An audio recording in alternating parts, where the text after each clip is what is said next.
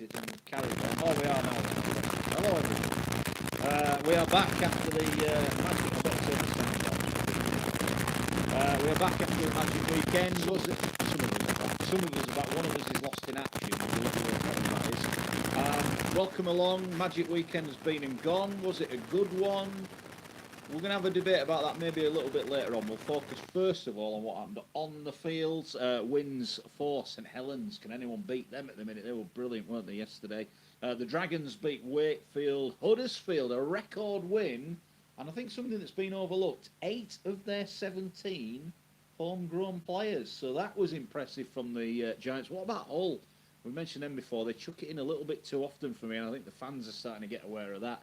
Hull KR scraped through against Salford. Leeds, damn it, scraped through against London. And Warrington beat Wigan in what was probably a closer game than I thought it would be. Phil, you've just got back from Liverpool today. Have you had we'll discuss the ins and outs of it, but have you had a good weekend? I think the one thing that came over, and I watched one day on the television to see how that looked and went live for the other to compare it. If you want a Rugby League festival, we've got one in the Magic Weekend concept, and we can talk about what works and what doesn't a bit later on. For me, the great success, which is to the credit of the sport, was the LDRL and PDRL element. I know that they're supposed to be the ancillary bits to the major action, but the social media that went out about it, the genuine joy on the faces of the people that participated in it, even the clips that Sky showed of it, I thought that was a success and showed the sport in the most magnificent the guy, and forgive me, I don't know the young man's name, the Warrington kid. Yeah. Oliver. It's gone viral. That is, and that's what we're what about. we should be proud of that. Absolutely. As a sport, we should be delighted with that. And you know, that kid has played at Anfield for the Warrington Wolves. Unbelievable. And I think the publicity that Adam Hills gives it by his celebrity endorsement, we'll talk about all the performances. Although I noticed my Leeds teammates whooped his backside on Saturday. Got one over on. Well done, boys. Well done, boys. But that for me was the highlight. And anybody that hasn't picked it up yet, if you want to see extracts of it on social media, then it is well worth it. And as a sport, as we said, something we should be extremely proud of. And if for no other reason was it a success or not, yes, that was. Yeah, totally agree. You were there Saturday, so you did yeah. half a shift each, didn't Yes. you? Wakefield were beaten, Yeah, but that was a bit bad. other than that, how was your Yeah, weekend? it was fine. Obviously, Hull was interesting, wasn't it? Yeah, it's. I didn't get the chance to wander around the outside as I used to do at Newcastle. You didn't miss anything. No, I sensed that on the way walking up. I'm sure there wasn't more in the fan zone at Newcastle than there was at Liverpool. It's just basically people trying to get you to buy stuff and promote their various sponsorships. I think there's only a few missing days there. But didn't feel the same outside, did it? No. But that's the venue. We knew that going in. Yeah. All right. Well, we'll go into that a little bit more detail. But you saw 3 games at the weekends. What did you make of them? I don't want to take anything away from Huddersfield. Hull are rubbish, aren't they? Hull are not as good as people think. And I just don't know how how are they going to sell that replica shirt? Well, the question I have, right, and I've mentioned this before, you know, they conceded 80 against Warrington, 60 odd against Warrington. 50 now, against Saints. Yeah. They have a habit of chucking it in. Now, how can they go to Warrington the week before and beat Warrington when clearly they have got a point to prove? And then this week, they've got a big cup game next week. I think Hull are becoming... You remember when Ian Millwood left all his team out at Bradford? Because he thought, they don't matter anyway. Who cares? I think Hull are going like that. Not that... You remember, they got battered by Catalans the week before the Cup, and lo and behold, everyone that was injured came back in and played. They're in the Cup this weekend. They will beat on Catalans. Thursday, so they have a really short turnaround. They will beat Catalans. The worry for me for Hull was that they didn't rest players. It wasn't an overt thing. A lot of the guys that played in that team against Huddersfield, and I think, again, all of this should be measured against the fact that we need to talk about how good Huddersfield we'll get to that. And the spine of their team and how that's grown this year and how so many of that spine are people that they've brought through. And they've allowed them to make mistakes, and now they've gone on to be top class players the way they played on that stage. And the one thing we also shouldn't forget is that after this particular round of Magic, Huddersfield have the best record of any team. They clearly enjoy the concept. They do. But I looked at that whole team on paper and thought, well, they haven't rested a lot of people. So I didn't see that result coming. A lot of the big guys were still out there. Yeah, no, but I don't think that's the issue, though, is it? Well, I think the trouble then is you're playing with the emotions of your own fans, because they read the team sheet and they go, yeah, we're going to put it in today because the big guys are out there. And after 10 minutes you go, I'm really not sure what the game plan is, but they're going one up, they're not supporting each other in attack or defence. The triumvirate of Kelly and Sneed and Connor clearly isn't working. I don't know how we've managed to fit all those three in and none of them are playing.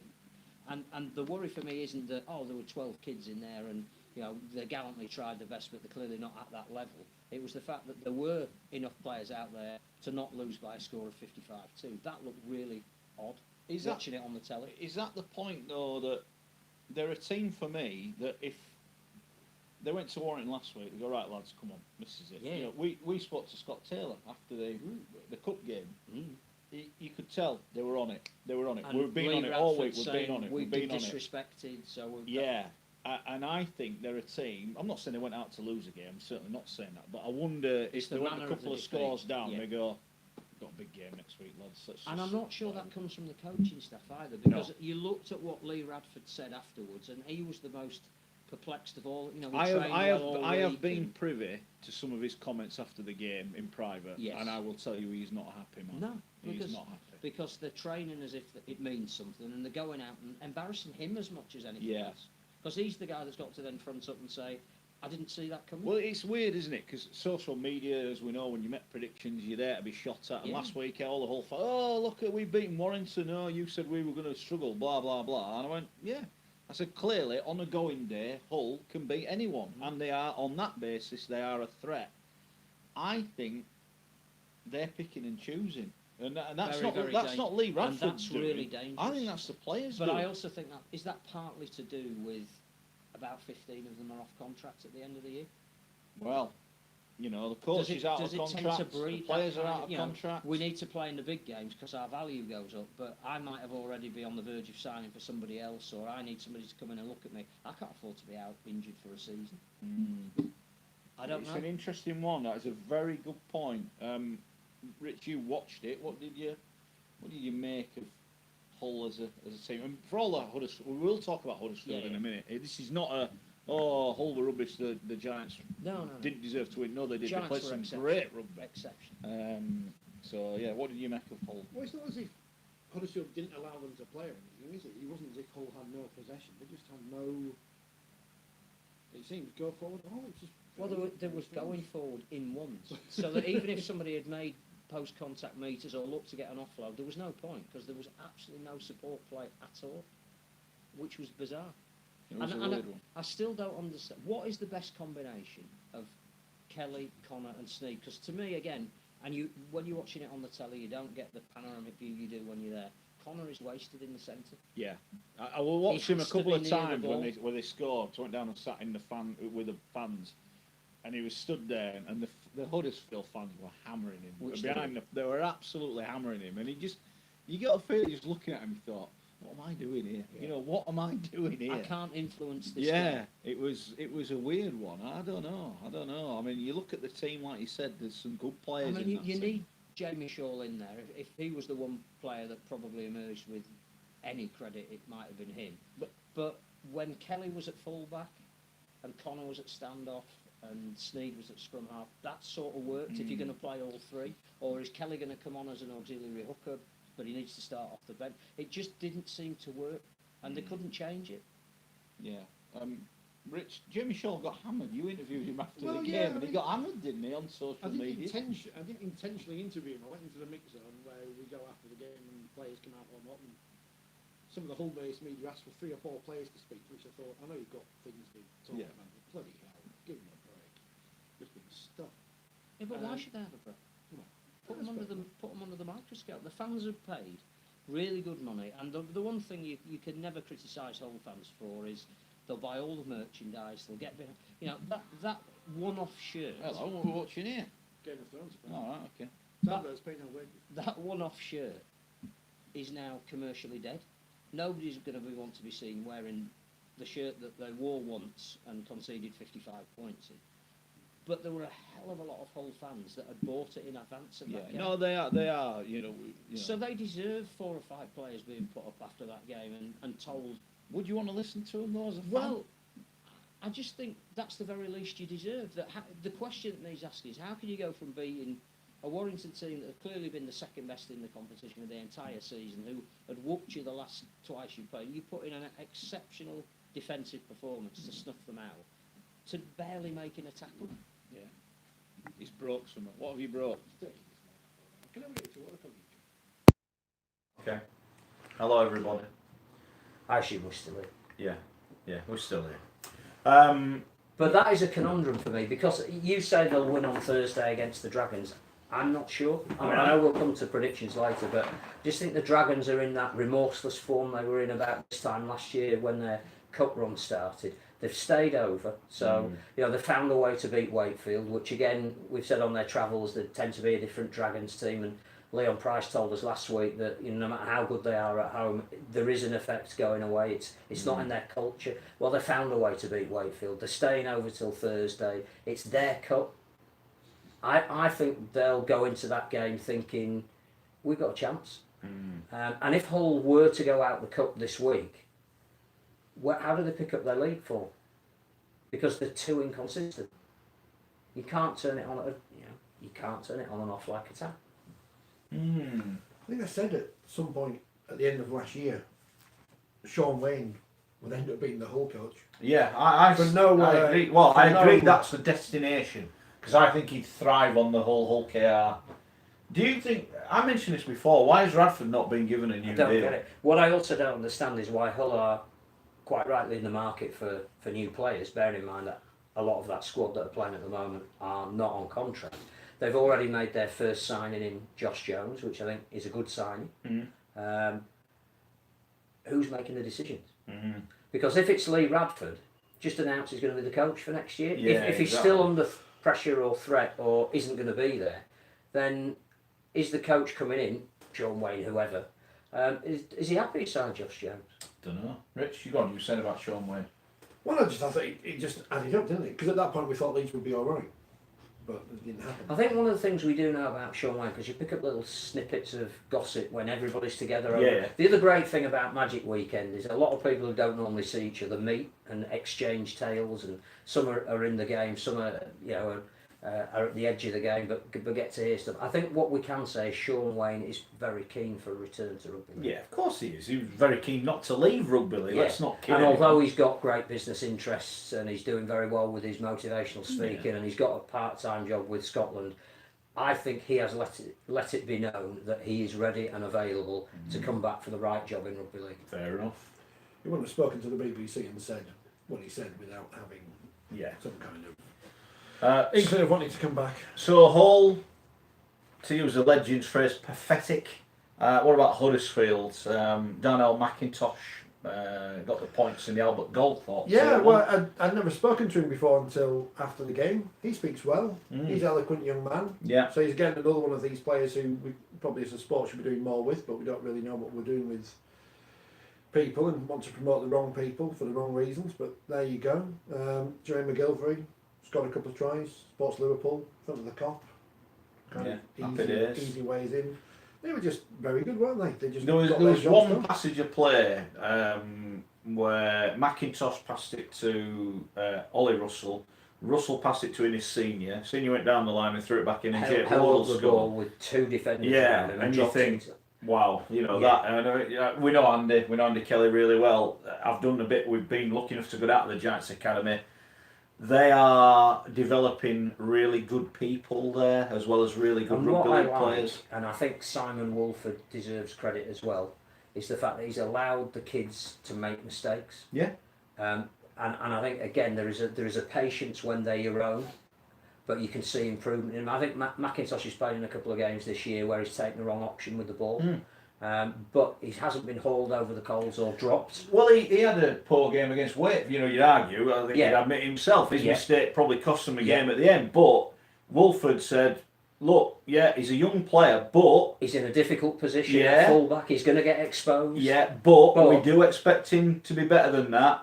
But he stays in the team. Yes, and it's the same with, I think, the senior brothers, that Yeah. when they first came into the team, they looked a little frail physically, Mm. but because they've kept with them, I think, again, that bit of skill, example, Jake Ward's another, but I think Ollie Russell is another who again, really has had to, he had to fight for every minute of game time that he's got. I'm not sure that they thought he was going to make it when they bought Matt Frawley over from Canterbury. He obviously dropped down the pecking order a little bit. Lee Gaskill, again, when he emerged on the scene at St Helens, looked like an absolute star. This is almost last chance saloon for him at a big club. Well, look, But I think that core of the team, McIntosh, Gaskill, Russell, and I'd say the two hookers. yeah, O'Brien and Leeman. Because again, Yeah. I think Leeming is now the player he is because he's got competition from O'Brien to the point where O'Brien's getting the start. And they're completely different, though, but aren't they? they're really complementary. Yeah, It's back to the days yeah. of when you used to have Terry Newton and Lee Jackson, Yeah. and Jackson had come on for after Newton had beaten up his opposite number, Jackson had come on and run round him, Yeah. and it really works. But those five in particular, and the fact that they've stuck with them and believed in them and given them the opportunities, that was the manifestation of what they could be. And it's really interesting looking at Huddersfield and Wigan at the moment, because when they both went into this weekend and the season was going to go one way or the other, you're either going to be on the fringe of the top five and you've got something to play for in every game now. And Huddersfield now need to back that up. That is a marked performance for them. They do. Whereas I think Wigan had the same opportunity against different opponents, obviously a more difficult task in Warrington, but having lost that, and we'll talk about Wigan and maybe what they did and didn't do, I think there's now 4 teams possibly in a relegation battle, and they're the 4th. Okay, well, I'll look at that in a little bit more detail. We're just looking at the Giants: Daniel McIntosh, Jermaine McGilvray, Jake Wardle, Innes Senior, Ollie Russell, Matty English, Alex Leeming, Mellor's playing really well at the moment. and Michael Lawrence, all homegrown. Yeah. 8 of that And 17. Joe to come back in. Cut Joe to come back in. They had the other 2 in the 19-man squad, both Huddersfield youngsters. So I think fair play to Huddersfield, because I think in years gone by we'd probably criticise them for not developing enough talent. Now all Or of a sudden, going out and spending too much money on players that were taking up a spot that was and denied a interesting, chance. and I've been certainly critical if the rumours are to be believed, and our source is generally pretty good. The value of Lee Gaskill's contract, they've paid a lot of money for Lee Gaskill, but I noticed even the legend at the weekend said maybe Leeds should sign a Lee Gaskill. Well, Anybody who plays well. that might be the kiss of death, but I have to say when he plays, they look a lot better side. I think he looks comfortable in that Yeah. environment. What is interesting is their 2 big signings over the last close season were Uarte and Frawley, and neither have played in that team. Now I know Uarte's having a knee clean out, so I just question though, and I've do questioned they now say, still a look, lot. let's go down the route of players who we think we can develop and breed ourselves, and not go down the road of necessarily signing a big name from Australia. I've It was questioned either at their the end of his recruitment a career lot, or- right? Did they need a killer Duarte? No. I don't think they did. And hindsight is a wonderful thing. He's not coming here for free, Rich. He's going to be on a decent screw, isn't he? Absolutely. I think he's a player. You've just mentioned it there. Did they look out? I just think it's one maybe.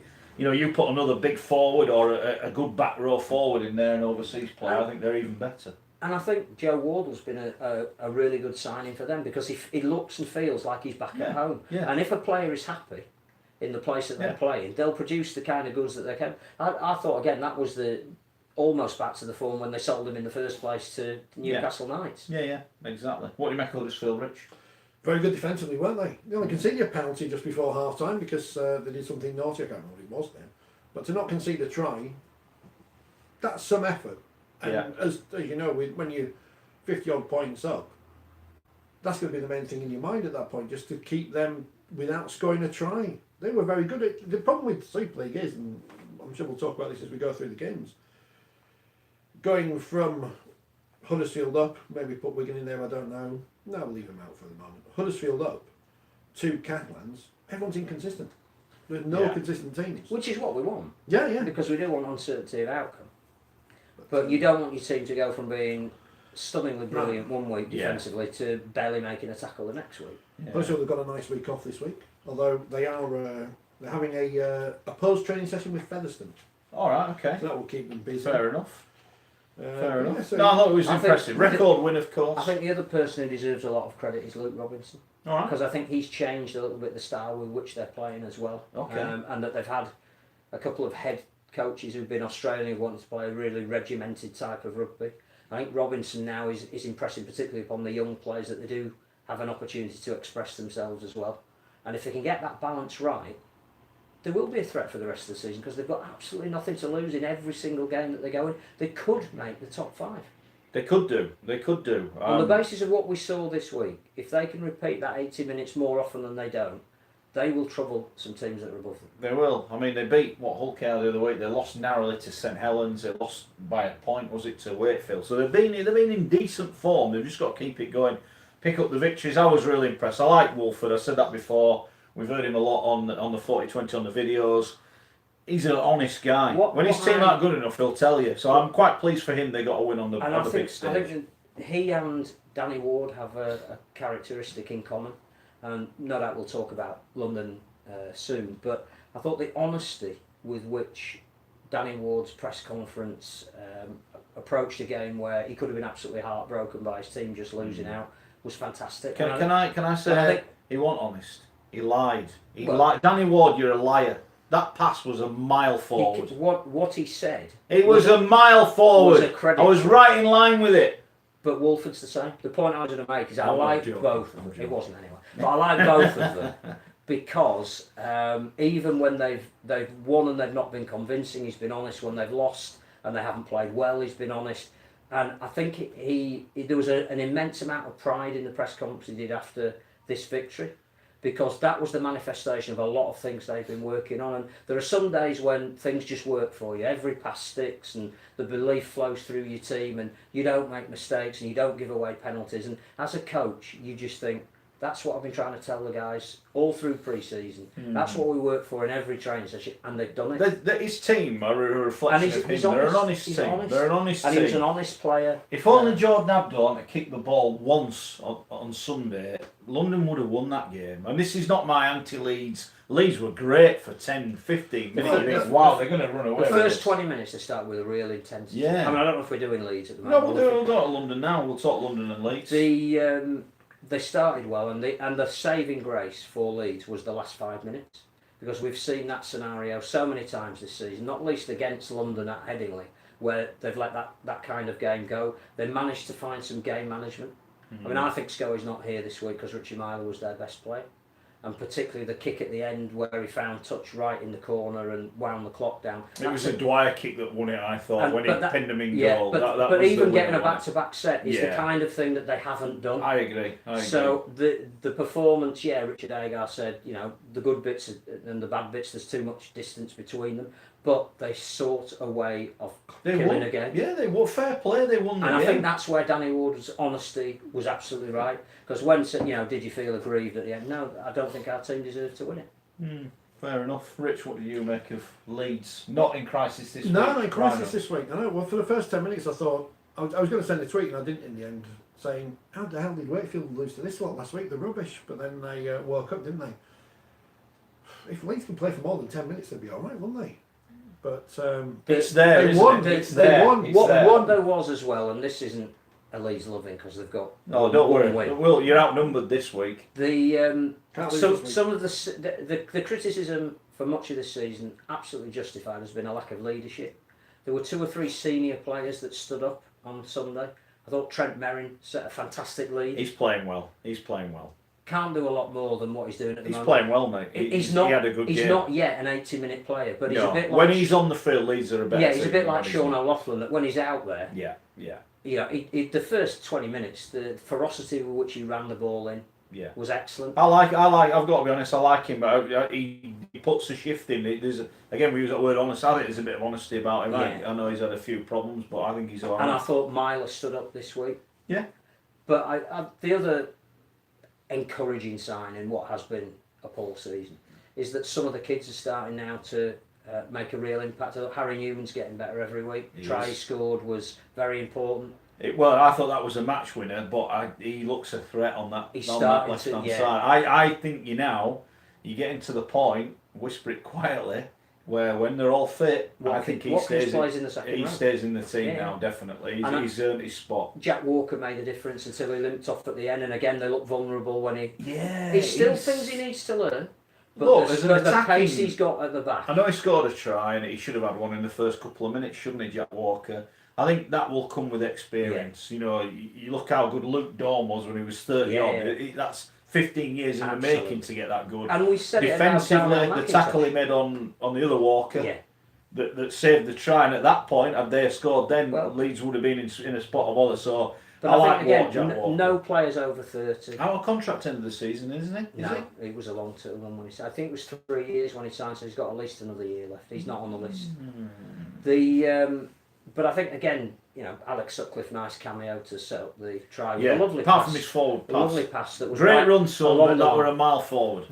But you know, average age of the team 24. If you're going to rebuild a team, that's the way to do it. Look, Rich, as much as we joke about Leeds and cry, it is only a joke. I've had to defend myself to people this week Over and over again. who are getting excited about that. But they've won, and it's easier when you win. You know, like you said, you can look at the positives rather than necessarily the weaknesses. Darren's a fan of Brad Dwyer, by the way. Matt Parsons, we won't see him for a couple of weeks. What was he doing with the referees? What has he touched one? Twice. All right, He's got 2 Grade B contact with match officials, so he's got 2 games. oh, that's interesting. One on each. But yeah, Leeds get a nice week off this week, don't they? Because they lost to Bradford. In the biggest game The ever. other thing is Samana Fanai looked like what they've had missing for a lot of the season as well. A big guy who could take some steam out of the opposition pack. Yeah, I'd go with that. I'd go with that. I think London were fantastic. Well, they but- were and they weren't. No, they I were, think they were because again they kept themselves in a game and late on could have won that game. Why did Abdul just keep kicking the ball? Why? Well, and the other thing is, twice he kicked out on the full. Yeah. You cannot do that. Well, he kicked out. His kicking game was awful. You cannot do And yet, that. whenever he runs the ball, it looks like he's going to score every time. I think you'll look. They'll review his game, and the ball in hand bit was brilliant. The other bit was. And Alex Walker is one of the most talented young players in the sport at the moment. Now Yeah. he is out of contract at the Yeah, end of the he's season. not going to be at London. Is No. my understanding. But you can see why a lot of teams will be interested. Oh, in him. he's He a is class real, act. He's a real class. I talent. said in commentary yesterday. I think probably 2 of the best fullbacks in the competition. I We thought were watching yesterday he in is, that game. he is, and every time he touched the ball, he was I can't real see threat. that. Oh no, Jimmy says, ever the optimists get real, they're still rubbish. They're still rubbish. Who's that? Leeds. We didn't say they weren't. No, no one said they're not. Richard They're still in Agar. a scrap at the bottom. Yeah, They're still in a scrap at the bottom. Richard Agar was keen to point out that result doesn't change anything. I was asked So by, they're Kev's assistant. which by is- one of our media colleagues what the reaction would be if Leeds got relegated. Leeds will not get relegated because the competition won't allow them to get relegated. But they went, both them and Hull KR had much needed wins yesterday. We'll Well, I talk think about Rovers the in a other thing minute. about the Leeds win, by virtue of the fact that yes, they are still rubbish, is the fact that having seen Hull KR win, Well, they would have been bottom. they had would have lost been yesterday. bottom and bottom by 2 points. So Yeah. again, the result is more important than performance. What about London then, Rich? Well, that's we the all concern, thought, nah, no chance. They're not even going to get anywhere. They're not even going to win a game, let alone win 4. They've lost to Leeds by 2. They lost to Huddersfield by 1. They need to keep another win, but There's a gap now, that's the concern. There is a gap. It may only be 2 points, but they still have to win on a week where Hull KR and Leeds don't. And I know that's probably likely because not everyone's going to win every well, week. Tuesday on football on goal difference, they need 3 Yeah, points don't they, to get off so the they're in a bottom. bit of bother, but they've gone way above where we thought they'd be in the first place, haven't they? They're more competitive, even with the greatest respect to look at the squad that they're putting out every week than we thought they would be. Yeah, They made a conscious decision, which has been absolutely justified, to stick with the bulk of the players that got them promoted. yeah. And normally, in any sport, that would leave you as the lowest ranked team and unlikely to win a game. And they've shown with great organisation, with spirit, desire, keeping as many of their frontline guys fit as they can, that those players deserve the opportunity to play in Super League. But whether it's enough to keep them in Super League, that's Yeah. another matter. It is. Well, they were odds-on favourites to go down anyway. What's happening on social media? I can't see your screen. so No, I it's can't- okay. No, look. Alison says, what about Donaldson? He had a solid game, broke the line 3 times. Yeah, I like Doug. Well, I like him as a player. I liked him when he was at Bradford. I think he's, we're using the word honest a lot tonight, but he's just, If you you get what need- you pay for. If you don't need you? effort, Yeah, he's one of the he'll people do it. Yeah, to- every team needs those. Guys that make the tackles, make the runs. Impressive. Yeah, Noel's concerned because I think he's a Wakefield fan, and of course, next up for Leeds is Wakefield in the Super League. Yeah. Bashed up Wakefield. Yeah, Leeds with a week off. It'd be an interesting test for both teams. Feet with no legs and everything. He's out, isn't he, for that game? Apparently. Oh, man, But not for Not Dave, he'll be fit You know now. what 19-man squads are like? elastic. Yes. One of the big games yesterday was the game prior to it was the opener, wasn't it? Salford 20, Hull KR 22. And I wasn't here last week, so did you all tip Salford to win? Yeah. Ah, right, okay. We- Well, we- we might as well fairly know. sure. We might put as in the well. rider that obviously they'd had a fantastic win in the cup at Salford, which we also hadn't predicted. I But think we didn't- I did predict We, that. we didn't think that lightning could strike twice, and of course it did. When I was watching the game yesterday, I just thought, I don't know what the phrase is that I want to use, but it'd just be like Hull KR to lose that game, like they did the Put themselves in £1 million a game. position It where was they like, couldn't possibly lose. don't shoot yourself in the foot, shoot yourself in both feet, just to make doubly sure that you do. But they held on. They held on right at the end. They kicked the goal to win it. Interestingly, Salford scored more tries but lost, Well, which shows how important Ryan Shaw's contribution yeah, but they're was. letting him go, aren't they? Yeah. Sure, I can't believe that. I There's like some Ryan Shaw. strange goings on at Hull KR. at the moment. Well, let's talk about that. John Bastian is going to Hull KR from Bradford. Fabulous move. Magnificent at what he does, youth development. That is a real positive step. Of course, the Hull Academy, City of Hull Academy, is disbanding, so they need to get their own going, and that I think is a positive step. Danny Maguire being appointed as head of recruitment, is that right? That's the title. Yeah. That's an interesting one, Rich. We've had various examples thus far. And I won't Players- talk to Phil no. about Kevin Sinfield, but we can. Kevin Sinfield, Jamie Peacock. Well, that's my favourite one because, of course, we can't slag off people like Jamie Peacock, but he can slag off John Wells on the telly. Despite the fact John Wells is very good at his job. Good news for Hull KR. Although they play Warrington this week in the Cup and may lose, Joe Tompkins is out for a match, but at least he's out for that match rather than winning the competition, which matters more, one would say. You can't just give people jobs, and this is no comment on Danny Maguire or anyone. Just because they used to be a player or are a player, that doesn't necessarily mean they. It's are a risk, qualified isn't for the it? job. It's a risk. I'm not so sure about that one, but you know. What? He's a player. He's focused at the moment. He's playing. How can he know who's out there to recruit or not? Well, he could get some advice from someone who's a player agent, maybe.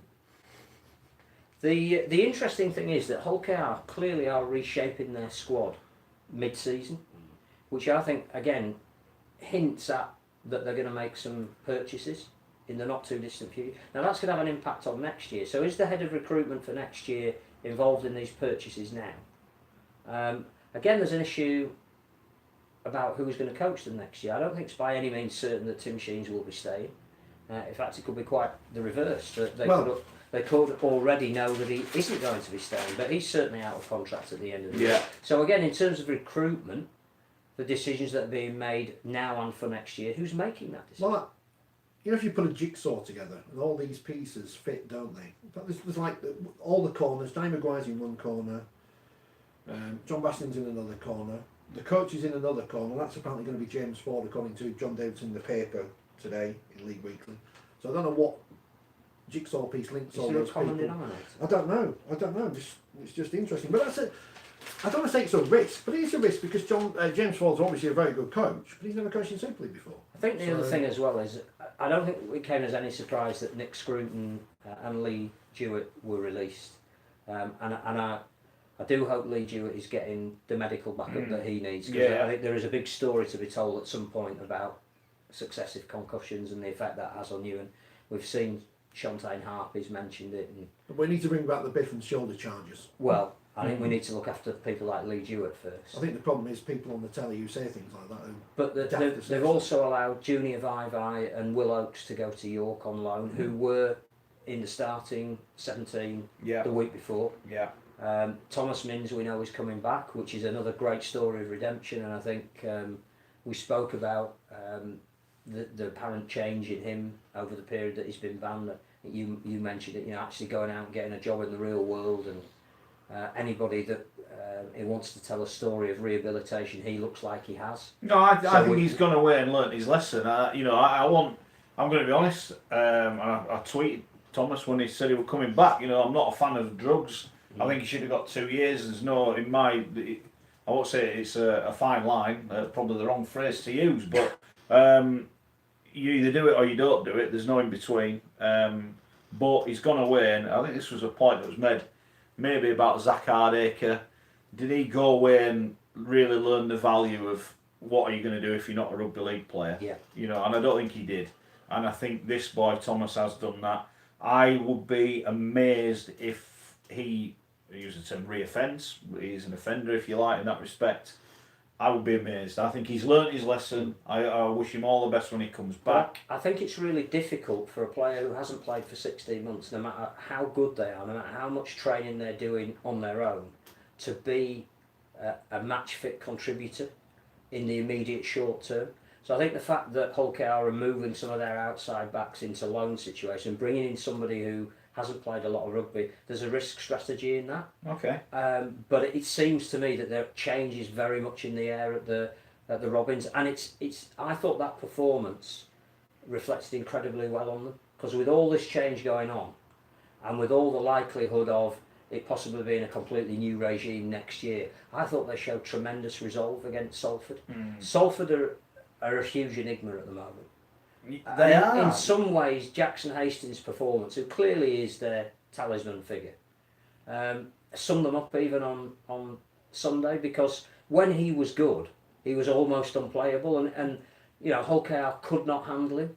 But there were too many periods in the game that he wasn't involved. Yeah. And again, you know, it's like the combination between him and Rob Louis doesn't happen enough. It's either one of them that's really good or the other that's really good. When they're both really good, Salford are brilliant. Yeah.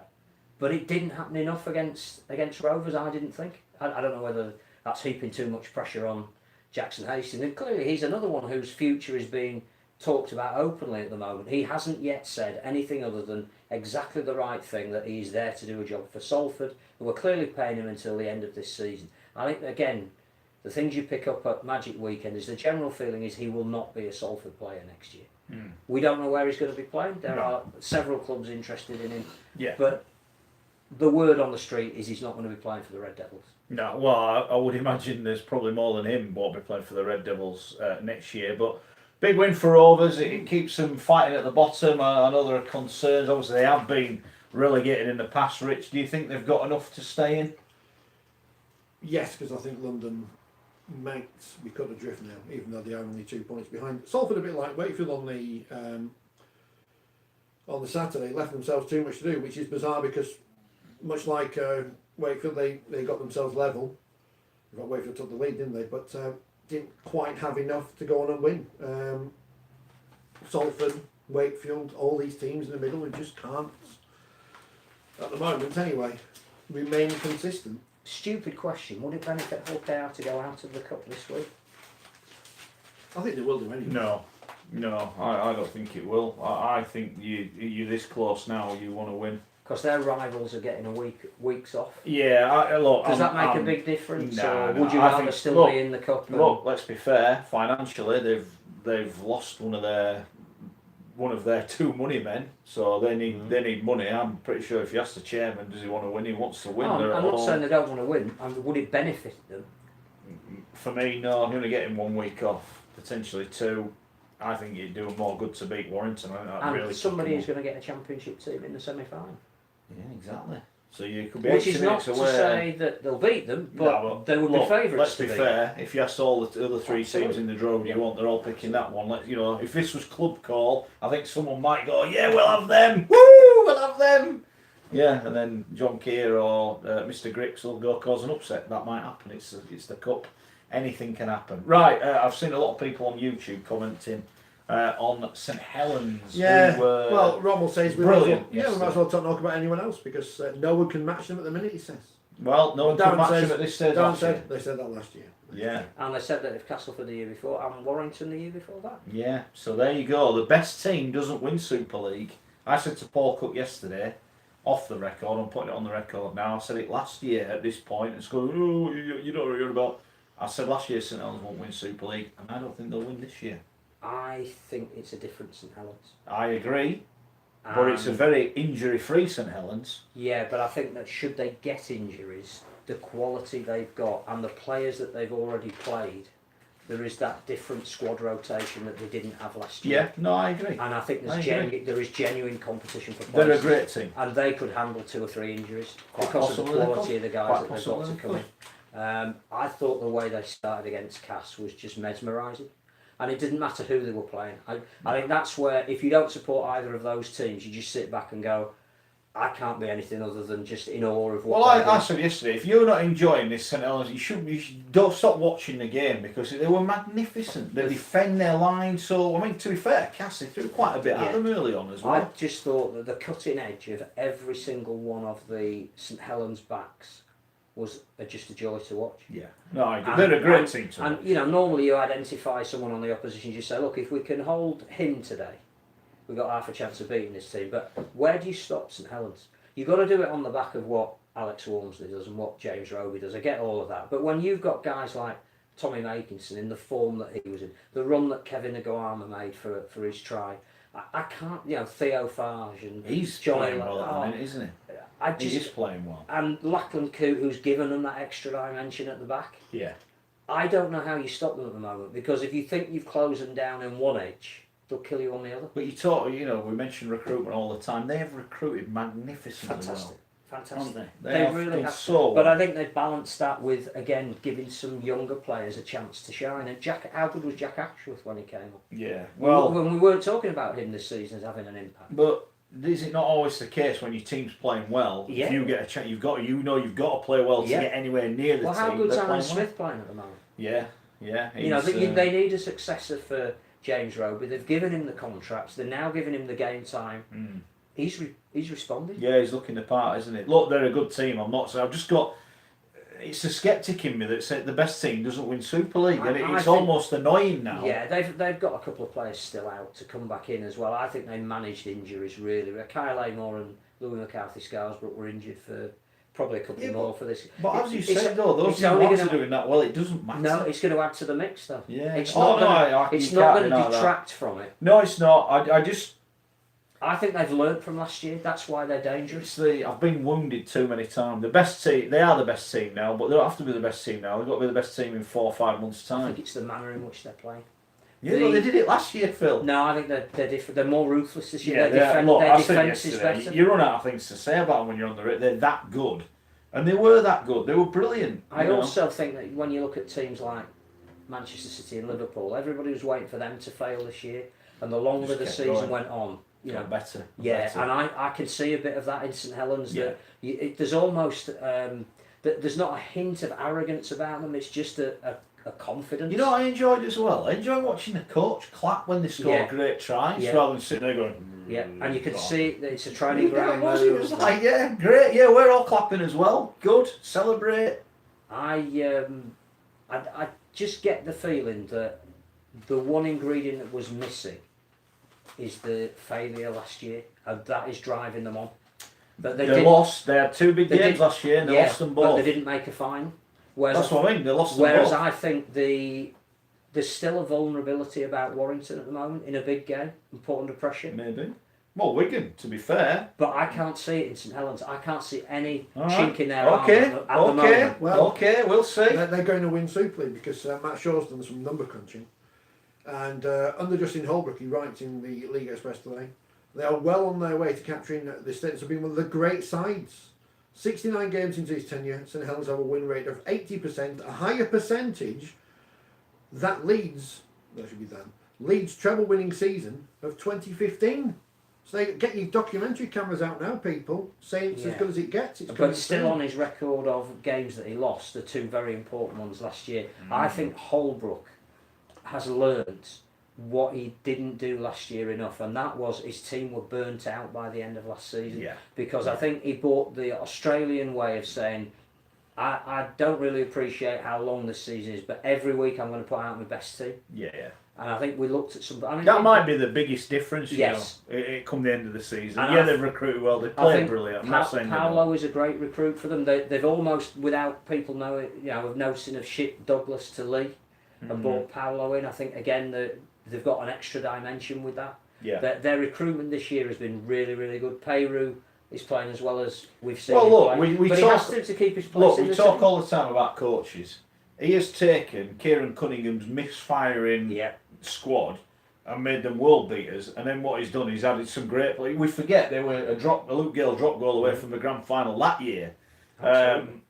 And he's added quality. You know, they did it last year. Fair play to Eamon McManus as well. He's you back. know that He's those signings have not come cheap. No, he's and he's put his money in. You know, and Well, we don't hear a lot from McManus. Ben Barber for was all a the- marquee signing, which again, you Yeah. know, they all put their hands up and went, yeah, it was the right thing to do at the time, and it set a precedent. Yeah. And it bit us on the bum. I just think they've gone about their recruitment really well. I like Holbrook. I hope he gets a new deal sorted out because they've got to be looking, you know, in the NRL and go, yeah, we'll have him. That's the worry for them. The sport here needs people like him because not only He's is he a great. very good coach, but he's a great ambassador for the sport. He's a great, you know, talker, isn't he? He's good. He's good. Yeah. Saints are good as well.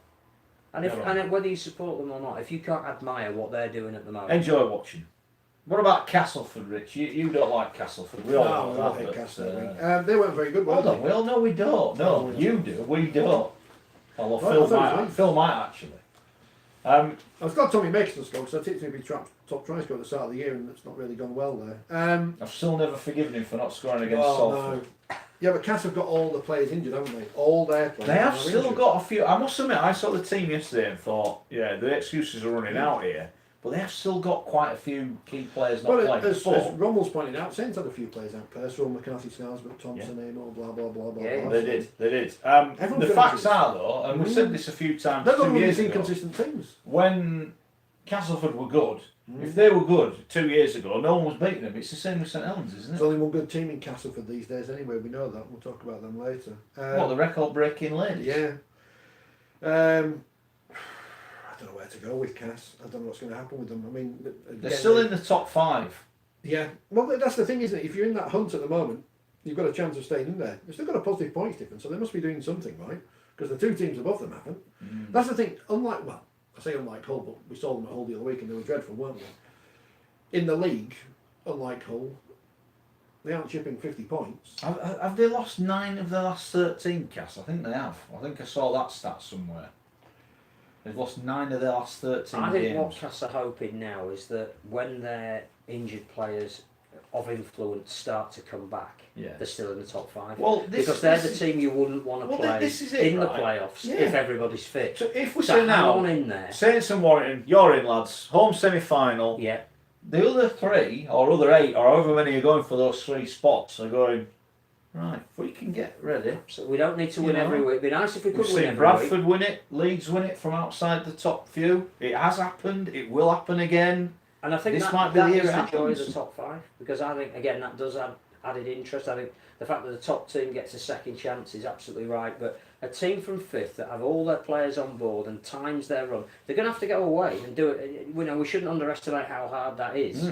But you wouldn't rule out, say, Cass going to St Helens or Warrington on a one-off 80 minutes with everybody fit and winning. Yeah. I've been told off for knocking Cass. I wanted to win the grand final that year. We all wanted to beat Leeds. We're all gutted when they didn't turn up. Come on. They was giving you some ammo. Maury. Maury, keep getting stuck in. Ollie Hodge still speaks to me. That was a positive. Does he? So, yeah. I do think they need to start winning some games though, because whilst Darryl is, you know, we're anybody who disputes that we're massive fans of Darryl Powell doesn't listen to the programme, obviously. But Darryl is saying exactly the same thing after every game at the moment, and that's got to change. Yes, you've got players out, and yes, they can't fault the effort. Almost there given now. I think you've still, and at the start of the second half, I thought they were very good because they could actually have lost by 50 or 60 the way St Helens were playing in the opening 40 minutes. And they showed some real resolve and resilience. But again, the way the game ended, there were 2 distinct teams on the field. Yeah, there was. I think the late tries for Cass maybe covered up just how well they got beaten yesterday. Fair play to St Helens' performance. Them and Huddersfield probably the performance of the weekend. What about Warrington then? Second in the table, Rich. They ended up beating Wigan. Courtesy of a bit of Blake Austin magic, maybe? Well, the accusation was, I think, on this programme that he hasn't maybe turned up to all the big games so far. turn up to the party on Saturday. He's magic. He's going to win Man of Steel or whatever. They're supposed to be out later, aren't they? They're there. They're in the right position, aren't they? They're not top of the table. They don't have that pressure of leading the way and then falling apart. It is their year, but it's always their year. Which the Wigan fans were telling them on Saturday nights. Adrian Lamb said Wigan were the best team for most of the game. Yeah, what did we make of that? Well, we can come on to Wigan in a minute, and that I think is might come back and hurt him a little bit. I think, as you said with Hull earlier, where some of the fans started going, hang on. Yeah. I know a couple of Wigan fans went, hang on, no, that's not the game I watched. And the game didn't turn on one incident. No. Whatever the rights and wrongs of that incident, it wasn't that one incident that turned the game. Yeah. Was there a bit of inconsistency? I mean, it's obvious he was complaining about the crusher tackle. We saw Roby get sin bin yesterday for an accident. It was an accident. Yeah. Clearly, he was on Truman that quick that Truman folded up underneath him. It was you also wonder what was he supposed to do, but he was not happy that Tautai went off the field and Warrington player didn't. I think, and also we're seeing teams being penalised in possession. You know, moving off the mark, and again that seems inconsistent at the moment because you can see it 13 times in a game. And why didn't James Child give another one right at the end of that Leeds game that would have allowed London to kick the goal? Because I'm not having a go at any individual referee, but yes, there is inconsistency. I said that tongue in cheek, by the way. The thing I think about Warrington at the moment is, and he's not here, so we can discuss it. I just think Blake Austin is exactly what Great Britain need at the moment. When you look at the half-back options, obviously we know Luke Gale isn't available. I'm not sure George Williams' place is in any way secure at the moment. I thought he played a bit better last night. But I wouldn't say he's 100% guaranteed to be a Great Britain half-back. I think Gareth Widdop's coming back from injury. What's the X factor that we haven't had even when we got to a World Cup final? It's what Blake Austin saw and did to break that game open on Saturday night. And the legend has told us enough times you don't have to be involved in every play, but you have to be involved in the big plays. And his magic decided the game. Yeah, I thought. Changed the game. After that, the Wigan's effort wasn't going to be enough. Well, I compared Wigan's performance to London's. They tried hard. They kept going. There was an honesty about it. But they didn't have the class when it mattered. I don't know where their points are coming from at the moment. Fair, they had no Powell or Luluai. I think that was a huge. If they've had one of them, how many times did Shot just pass the ball just behind the guy? It just didn't quite click. And we love Sean O'Loughlin on this programme, but again, I'm not sure him playing at standoff is the answer where he is at the moment in his career. I don't think Adrian Lamb dare take him off there. That was the problem. But again, in the middle of the park is not where he should be playing. No. You know, in that creative role. My worry for Wigan is that whoever they're playing, if they get if their opposition get 3 or 4 scores ahead, I can't see them coming back. I'm not 100% sure what the plan is with Zach Hardacre for them at the moment. Because again, wherever he's played in his career, he's been a threat roving as a fullback, coming into the game as and when he sees fit to make the best difference that he can. That added threat, almost as an auxiliary halfback. And at the moment, I don't know if it's by design or whether being out of the game for 16 months, it does take a deal of time to get back up to the level that you need to, but he's not having that impact. And I'm not criticising him because I don't know what the game plan is. It might be that he's being told to, step back a little bit. But Wigan, to me, have a problem at the moment in that they are now only 2 points ahead of 2 of the other teams at the bottom. And 4 points could be a lot in the wash-up, maybe 5, as you say, with the points difference. But they've got Hull KR and Leeds coming up in 2, I think, their next 3 games. They could be drawn into a relegation battle at the moment. And that's not in any way to have a go at Wigan, but I think that result, and as you say, effort is a given with any Wigan team. They're never going to be beaten by much. But they can't afford to lose many more.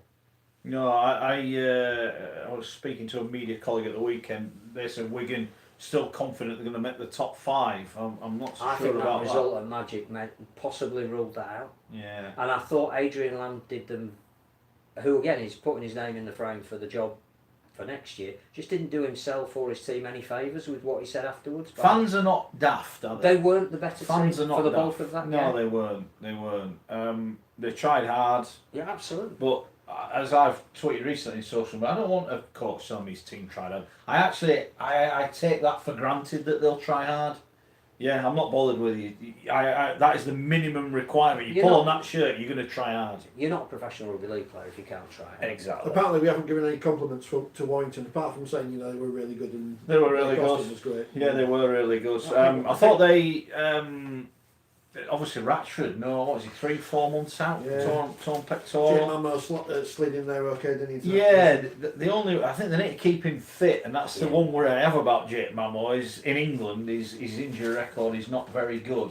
How good, by the way, Tom Lynham, Yes. left Superb. winger. That Jurgen Klopp will be signing him up Yeah, after that. that- That was for me the try of the weekend. Little Yes. chip. Then he passed it, didn't he?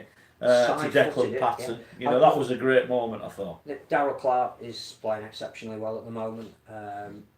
I think the other person who isn't getting the plaudits, because Austin obviously is head of the Man of Steel voting at the moment. I think Patton, who was given the job at the last minute at the beginning of this season Yeah, when Kevin Brown was yeah. injured, was always going to take some time for that to become a proper partnership. But he's looking as though now it's a joint effort. Austin can't do what he does unless Patton is really disciplined in what he does. Yeah. And I think that we're now getting to see the Deck Patton, who I think Warrington hoped that he would be, and Yeah. why perhaps they released Morgan Smith, because you couldn't really afford the two of them. And yeah, there's a good balance about Warrington at the moment. I still think there's more to come from them. There's more to come from Ben Curry, who obviously is coming back from a horrendous couple of years of injuries, but clearly is making a contribution. Jack Hughes, again, you talk about effort. I like him. You know, I like him. There's a guy He's that good you know player. follow Good him. player. If you're just behind him, we're doing all right. Yeah. So I don't think we've ever said that Warrington haven't played well against Wigan. No. Harvey the vet can't even get in the team. I know. He was like a I superstar know. last year. It's, It's got a good it's time last weird week one. for Rochdale. At the Which is what you want. Yeah, it is really. And you wonder. I mean, he's had a few games, hasn't he? But it's a redemption year for Warrington. They got to both finals and lost.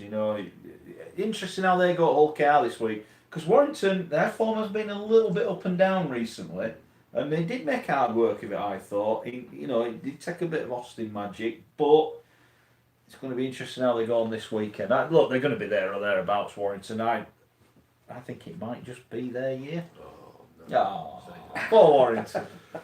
So there, we did speak nicely about Warrington. Noel says Wigan are going to have a good clean out at the end of the season. They have that every year. They get Yeah, rid of all the best players. The issue is not the clean out. The issue is how much money are they going to be able to spend on their replacement. Well, as I understand it, they have spent an awful lot of money on their training ground, Yes. which is apparently, I was labelled the best I've ever seen by someone I spoke to, who should know. They're working hard to improve their income generation for next season, so that might maybe free up a little bit more cash. But the problem is for Wigan, they've lost, like Leeds, they've lost some Yes. really good players Yeah. and they haven't been replaced. Well, the other problem they've got is that two more players could well be coming off the field at the end of the season in Luluai and O'Loughlin. Yeah. So not only are you've sold some of your crown jewels, but you might, by dint of retirement, be losing a couple of others as well. And that will free up some of your salary cap. So you need to go out and spend. Yeah, but as you always say, But if you can't replace the but Leeds irreplaceable. Sinfield is Wigan's O'Loughlin. Yes, absolutely. They are players So of you're going to a be sat next to the generation. next coach in the telly in the club tracksuit as director of. Well, the other interesting thing will be if Luluai and O'Loughlin go on the coaching staff, because that was their Lou earmarked Wise career promised? path. Wasn't Yeah, that both of why them. he came back? Both of them. Yeah, look, I mean, O'Loughlin again, colossal at the weekend in defeat. You talk about try hard. You wouldn't want to fight him for your dinner, would you? But look, great player, and they need. You looked, and I know they didn't have a number 9 playing, but they just looked a little bit frail in key areas for me. And I'm with you. I think they should be looking over the shoulder rather than at what's above them. So, interesting time. Get in touch on Twitter at Forty20 Live. You can get in touch on Facebook, on YouTube as well. Lots of you doing that. By the way, we've been given some tickets to go see Paul Gallen to give away. Oh, He's really? coming to the UK at the end of the season, so there'll be more on that. Make sure you subscribe on YouTube and follow our videos. We'll be getting that on there, so you can have a look at that as well. So that'll be nice for you to. I'm sure it'll be a good night with Mr. Gallen. He's got a few. I think he's got one in. Well, I forget where they are. But He's got there's one in Saints. Doncaster, one in Leeds. Yeah, so he's going all over. So there's plenty of reasons for you to get involved with that one. We're going to be talking about the Magic Weekend. You know what? What annoyed me yesterday, right? I didn't even realise, and I should realise, I work in the... There was a full round of games in the Championship yesterday, and it was like just an irrelevance. It's like, what are we doing? Well, that's point one to make about if you genuinely want a festival. Yeah, Like make the it all Bastille inclusive. We all need to have access to it. We're going to talk about the Magic Weekend in a minute. We're just waiting for Brian to come with the teas. Yeah. That was my phone saying tea should be on it. Is that what it was? Well, I Is that what it was? So we'll have a quick chat about the Championship. Barrow Raiders, what a win for them, by the way. 54 points to 10. Big win for Batley over Halifax. Bit of a blow that for Fax. Well, it's interesting, is it? Down to 8. Bradford and Fax are both going into that big cup game next week off the back of defeats. Well, Is Bradford, back-to-back defeats. Is the big cup game the reason why they suffered defeats this week? Well, John Kay last week said he got his team selection wrong, didn't he? He said he should have left some out, but he didn't want to leave them out, and they got spanked. Didn't they? I mean, if I don't know, we've got a lot of fans listening. They've absolutely battered them, haven't they? Things bite you on the bum, don't you? Dane Chisholm. Hat trick. What? So apparently they said he wasn't going to be retained at the end of the season. They said, oh... I'll tell you what, it's a good job he can't kick goals, isn't it? And he got 5 out of 10, didn't he? It'd have been 50 otherwise. Well, that's some battering, isn't it? Bradford are back though. It said in the paper the other week. They're back. They are. Not in the top 5 now. I think the T person is here. They're 2 points behind. Sheffield beat by Toronto. Yeah, I was at that game. Toronto blew Sheffield off the park early on there. Huge win at the bottom of the table for Swinton, who all of a sudden have risen to 5th from bottom now. Swinton 22-17 winners over Dewsbury. They leap above Dewsbury. Well, and with Barrow, it wasn't a great day for Widnes, was it? Because they obviously lost to York, who were up to 3rd. Great result for York. But Widnes, I mean, they're not going to get relegated. Well, remember when we said, oh yeah, they're going to be in the playoffs. They are going to be in the playoffs now. Or some of us said they might get there. Toulouse, another big win over Leeds Centurions. Yeah, who, of course, were skinned at the start of the season. Who just signed Gareth Hogg. Yeah, well, there you go. So, you know. And York, a big win for them at Widnes, as you said, not a good day for Widnes, but certainly a good day for York. They are only 2 points behind Toulouse in 3rd. Newly promoted. We cannot forget they are newly promoted. York, the highest placed English club. Yes, that is Outside a great point. You know, karma is this thing again that bites you on the bum. Well done to Oldham stuffing Keighley. What a ridiculous decision that was. To sack Craig Lingard. It's won 5 out of 8. Yeah. But the loyalty of because staying there for 3 months without being paid. How does that work? I think going. I'm glad you mentioned that because I forgot about that. I've been criticised by Keighley's media manager the other week on Twitter. It's a for being disgrace. negative. Yeah, it is a disgrace. No, clearly it is. It It's a absolutely disgrace. is. In the I same agree. way that Bradford dispensed with Francis Cummins when he tried to keep them going, working for nothing, was a disgrace. That's not. This is nothing to do with coaching ability. It's basic human decency. Well, Workington have got rid of their coach. They're still out of the playoffs. Newcastle got rid of theirs. They've lost 4 out of their. They've only won 4 out of 9.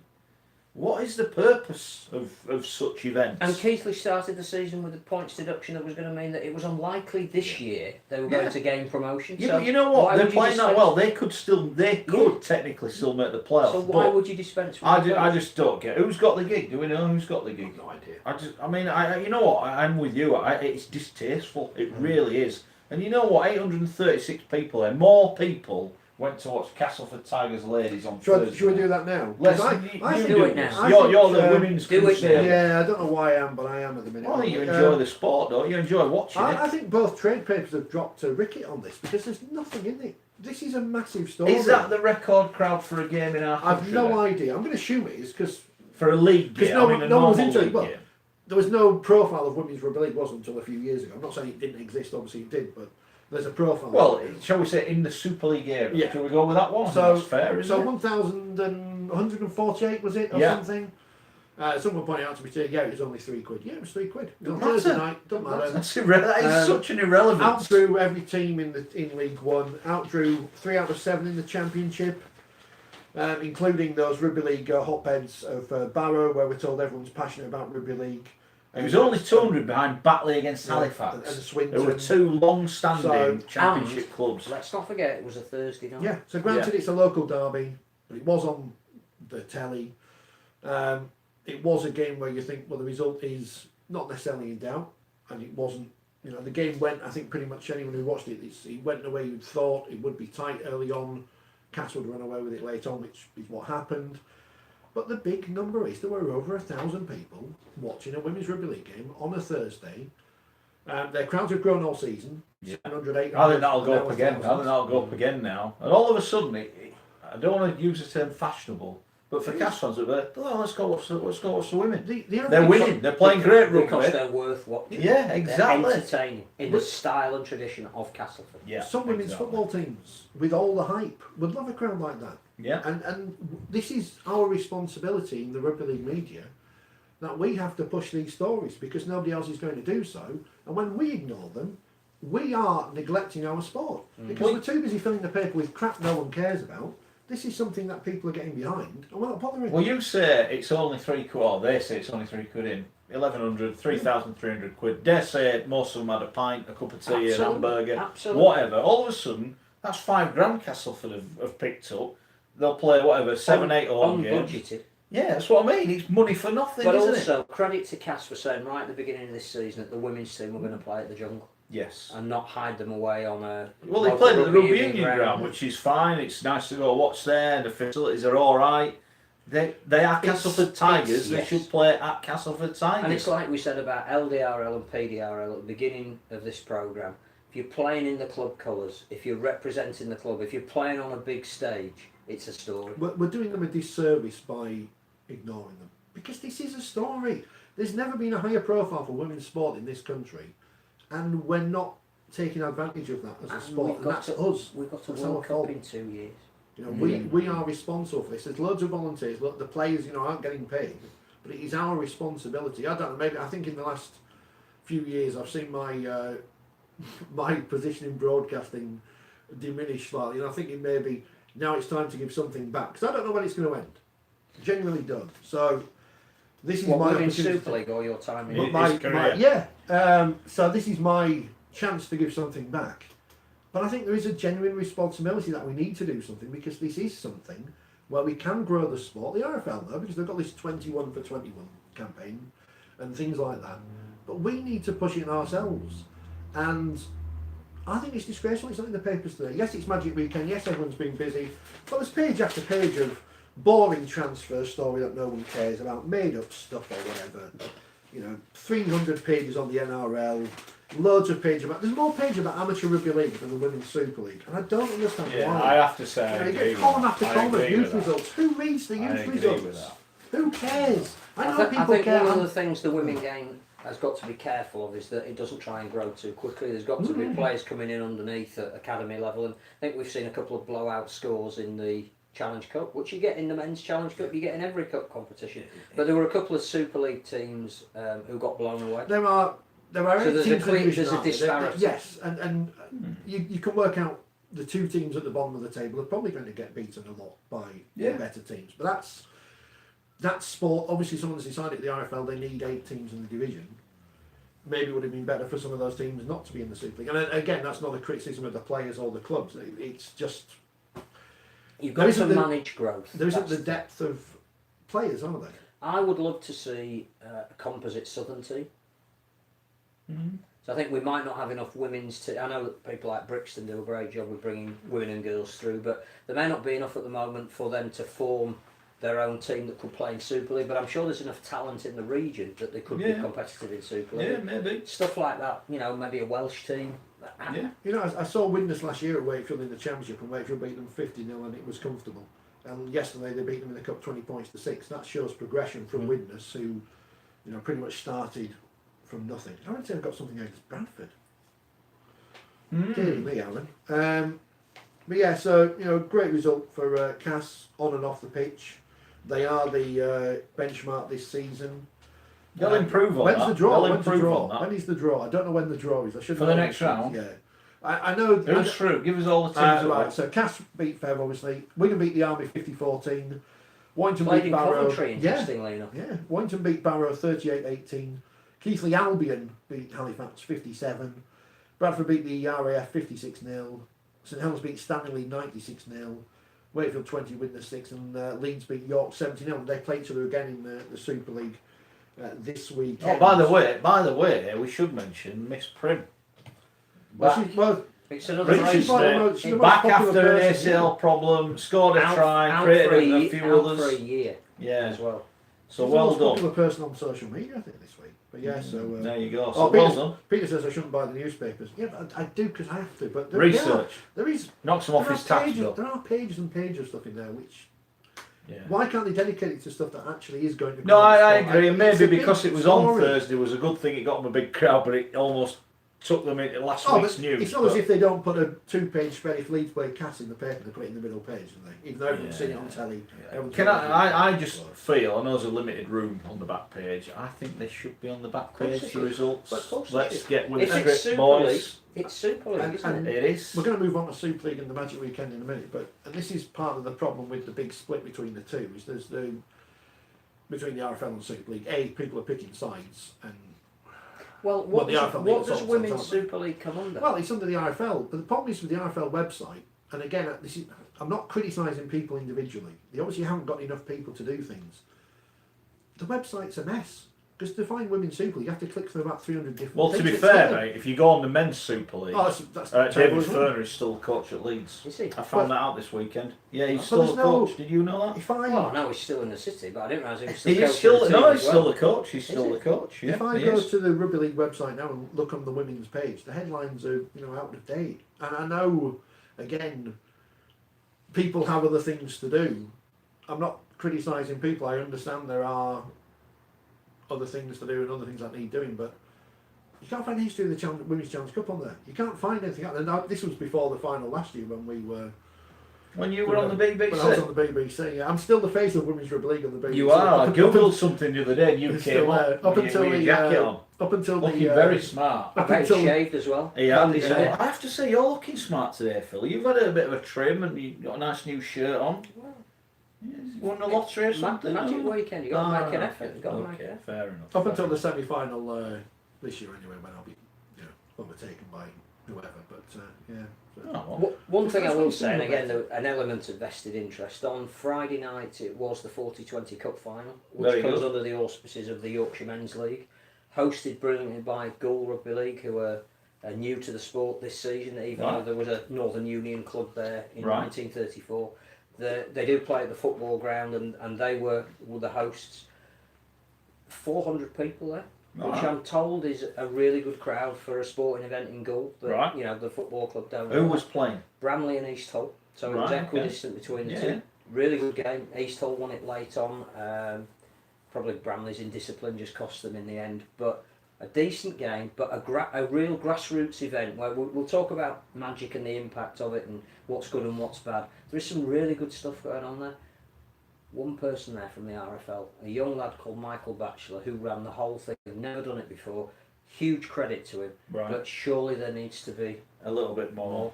Yeah, The- yeah. Is that not? That's their remit, isn't it? Grassroots rugby league. Is that not their job? Oh, just to and there's correct, some really good things going on. just to correct something from last week, I mentioned that the Origin deciders would be at Odsel and they're not. Ah, well, One's at Wakefield, the academy one, rugby and league. the women's one's at Warrington, I think. all right, okay. But if you go onto if you find it, the women's and girls rugby league section of the RFL website, which is full of pictures of Castleford Tigers players, it hasn't been updated since Friday when two people were on a thing on the BBC, which they may or may not have spoken on, I don't know. But there's no updates on the Challenge Cup. There's nothing. There's no excitement. The fact And that I the crowd of understand over and fully appreciate that it is down to resource, Mm. but surely as an organisation, you have to put resource into getting your information. I'm going to say this, and it might upset people. I don't care. It never has. Rugby Football League have, under their auspices, the England team, which occasionally plays Rugby League, we see it sometimes, and Great Britain, and this, that and the other. They have the Challenge Cup, which is a competition with great history. They have the Championship and League One, which I'm fascinated to see now who sponsors that next year, because one assumes that the deal that was ballyhooed last week was just for the top flights. Right. Because as we know, the Championship League won a vibrant competition. Well, they know they are. Yeah, They are. Yeah, I'm ready for that TV deal that comes in as well. They should be focusing more on the Women's Super League because it is an elite competition, because they are the best at what they do. All the other competitions they have, Championship League 1, they are not the elites, and you can't promote them as such, because everyone knows that the top division Super League is run by other people. Not that they do much anyway, but... Alright, fair enough. Is that it? Have you finished? Yeah, I think so. Okay. Right, let's talk about the Magic Weekend. Did you go? Let us know on Twitter at Forty20 Live, via Facebook, via the YouTube. We all went in various different guises. We were all there. What did we make of the weekend? In fact, can I go first? Of course. Right, my family have been to probably the last 4 or 5. All been at Newcastle. I'd say my mum and dad are pretty general rugby league fans. You know, they like watching rugby league. They go watch Bradford, they go watch Castleford. They watch on the telly all the time, listen on the radio. They're your average fan, I would say. I don't think they enjoyed it this weekend. The weekend. Now, people, and I've put this point on Twitter, there are 2 things about the weekend. There's one, what happens in the stadium, which I thought was magnificent. The atmosphere was brilliant. The stadium was reasonably full. I think people stayed. The crowd, I thought, once it built up, stayed quite similar all the way through. So, well done everyone who went for making it a good atmosphere. It was brilliant. The rugby league was exciting. It wasn't all brilliant, I'm not going to lie, but it was exciting. There was something on the games that kept you interested. So that was fantastic. So that was good. The other side of it is, and you know, I have people telling me, and you're going to tell me because I know you've been to Liverpool. My daughter goes to uni in Liverpool, so I know what a good city Liverpool is. I've got no issue with that. There's plenty to do down by the docks. It's wonderful. But that's half an hour, 40 minutes walk away from where the stadium is. Now, I went in a pub on Saturday night, right? If that pub was near your house, you would want it condemning. You would never go in it. You would not want to go in it. It was a dump, but it was one of only 4 pubs around the ground. So everyone come out of the ground, you're all waiting for taxis or waiting to get on the bus, or a few will have walked down, fair play to them. What happened outside the ground wasn't enough for me. It wasn't enough for the weekend. I saw the fans on, I didn't go in it. It sparsely populated when I saw it, but I was there really early, so that might have improved, I don't know. I don't... What is it? Is it a week? Right, is Magic Weekend a weekend for the fans? Because if it is, then I don't think Anfield's the right place to hold it. Is it a weekend to grow the game? If it is, I don't think Anfield's the right place to hold it, because I don't think Liverpool are that bothered about it. Or is it just a money? Is it just to generate income and new sponsors? We saw Fred Dunn from Betfred last week talk about his pride of having his logo on the pitch at the new camp. What a big thing it is for him. I would imagine, therefore, he's going to pay for that privilege next year, which is good. Brings more money. If we're going back, brings more money to the sport. So I want to know, what is the Magic Weekend, because that then changes how I view it. Because inside the ground was brilliant. I loved it. All right, Anfield, apparently the seats a bit tight. It wasn't great in that respect, but I think you're willing to put up with that to go to such a great venue. The players clearly loved it. I loved it, watching it, listening to it, being there. It was brilliant. But outside, I felt I've had a bit of a wasted weekend. I think there's 2 things. The first thing is you've hit upon the key question, which is, what do we want from the Magic Weekend? What is it? You know, it's now that we've got loop fixtures, it can be a very important way of determining where teams are going to finish. So from a performance and a playing point of view, it's got to be right. What we're doing it for and why we're doing it. Yeah. It can have a big impact in terms of the results. I think the other thing is, we're too obsessed with the numbers that go. Yeah. The only people that care are us. Yeah. And the amount of people that comment on it, whether they're there or not there, it's completely irrelevant to the outside world. Yeah. You know, you work for some major national they were national there all media day outlets. yesterday. They were there all day. And not yesterday. only that, but they wouldn't have been interested if it hadn't been an event. No. It's a festival that we should be very proud of. Yeah. On the basis of the fact that other sports look on it with envy. They'd like to be able to get all of their teams in one place on a weekend. The broadcaster likes it because Yeah. it's incredibly cost effective for them. It's set up the cameras once but get six times games. your value. Yeah. So I can see all the reasons why we should be doing it. But actually, why are we doing it? Mm. And some of the things that you've just asked is, if it's a money making venture, then let's put a bid out for the next 5 years so fans know where it is. Yeah. You know, if it is going to be Barcelona in 5 years' time, if it is going to be Dublin in 4 years' time, if Coventry want to get involved in 3 years' time, then let's sort all of that out now, because it's purely a money making venture. Let's put it to the highest bidder. If Spurs want to get involved, great. Yeah. I think what Robert Elston said in his interview to Sky afterwards last night was that it's going back to Liverpool again next year. Yeah. I think the deal that he has done, and obviously the contacts he's got in that city, mean that it's all, unless there's a very good economic reason why it shouldn't be there, it's going there again. But the people, and my family included, I don't think we'll go back to Liverpool. Well, I think the issue then becomes, who is it for? Well, Is it for the clubs yeah. in terms of income generation? Is it for the broadcaster in terms of it suits their contract? Is it for the players? And there's nothing wrong with that, including the PDR. The players and clearly the NDR. loved it. It's an occasion. It's an absolute occasion. But I'm looking for your fans. They've been to Anfield now. Yeah. Think, oh yeah, it was great. Yeah. I won't mind going to that new stadium or that stadium.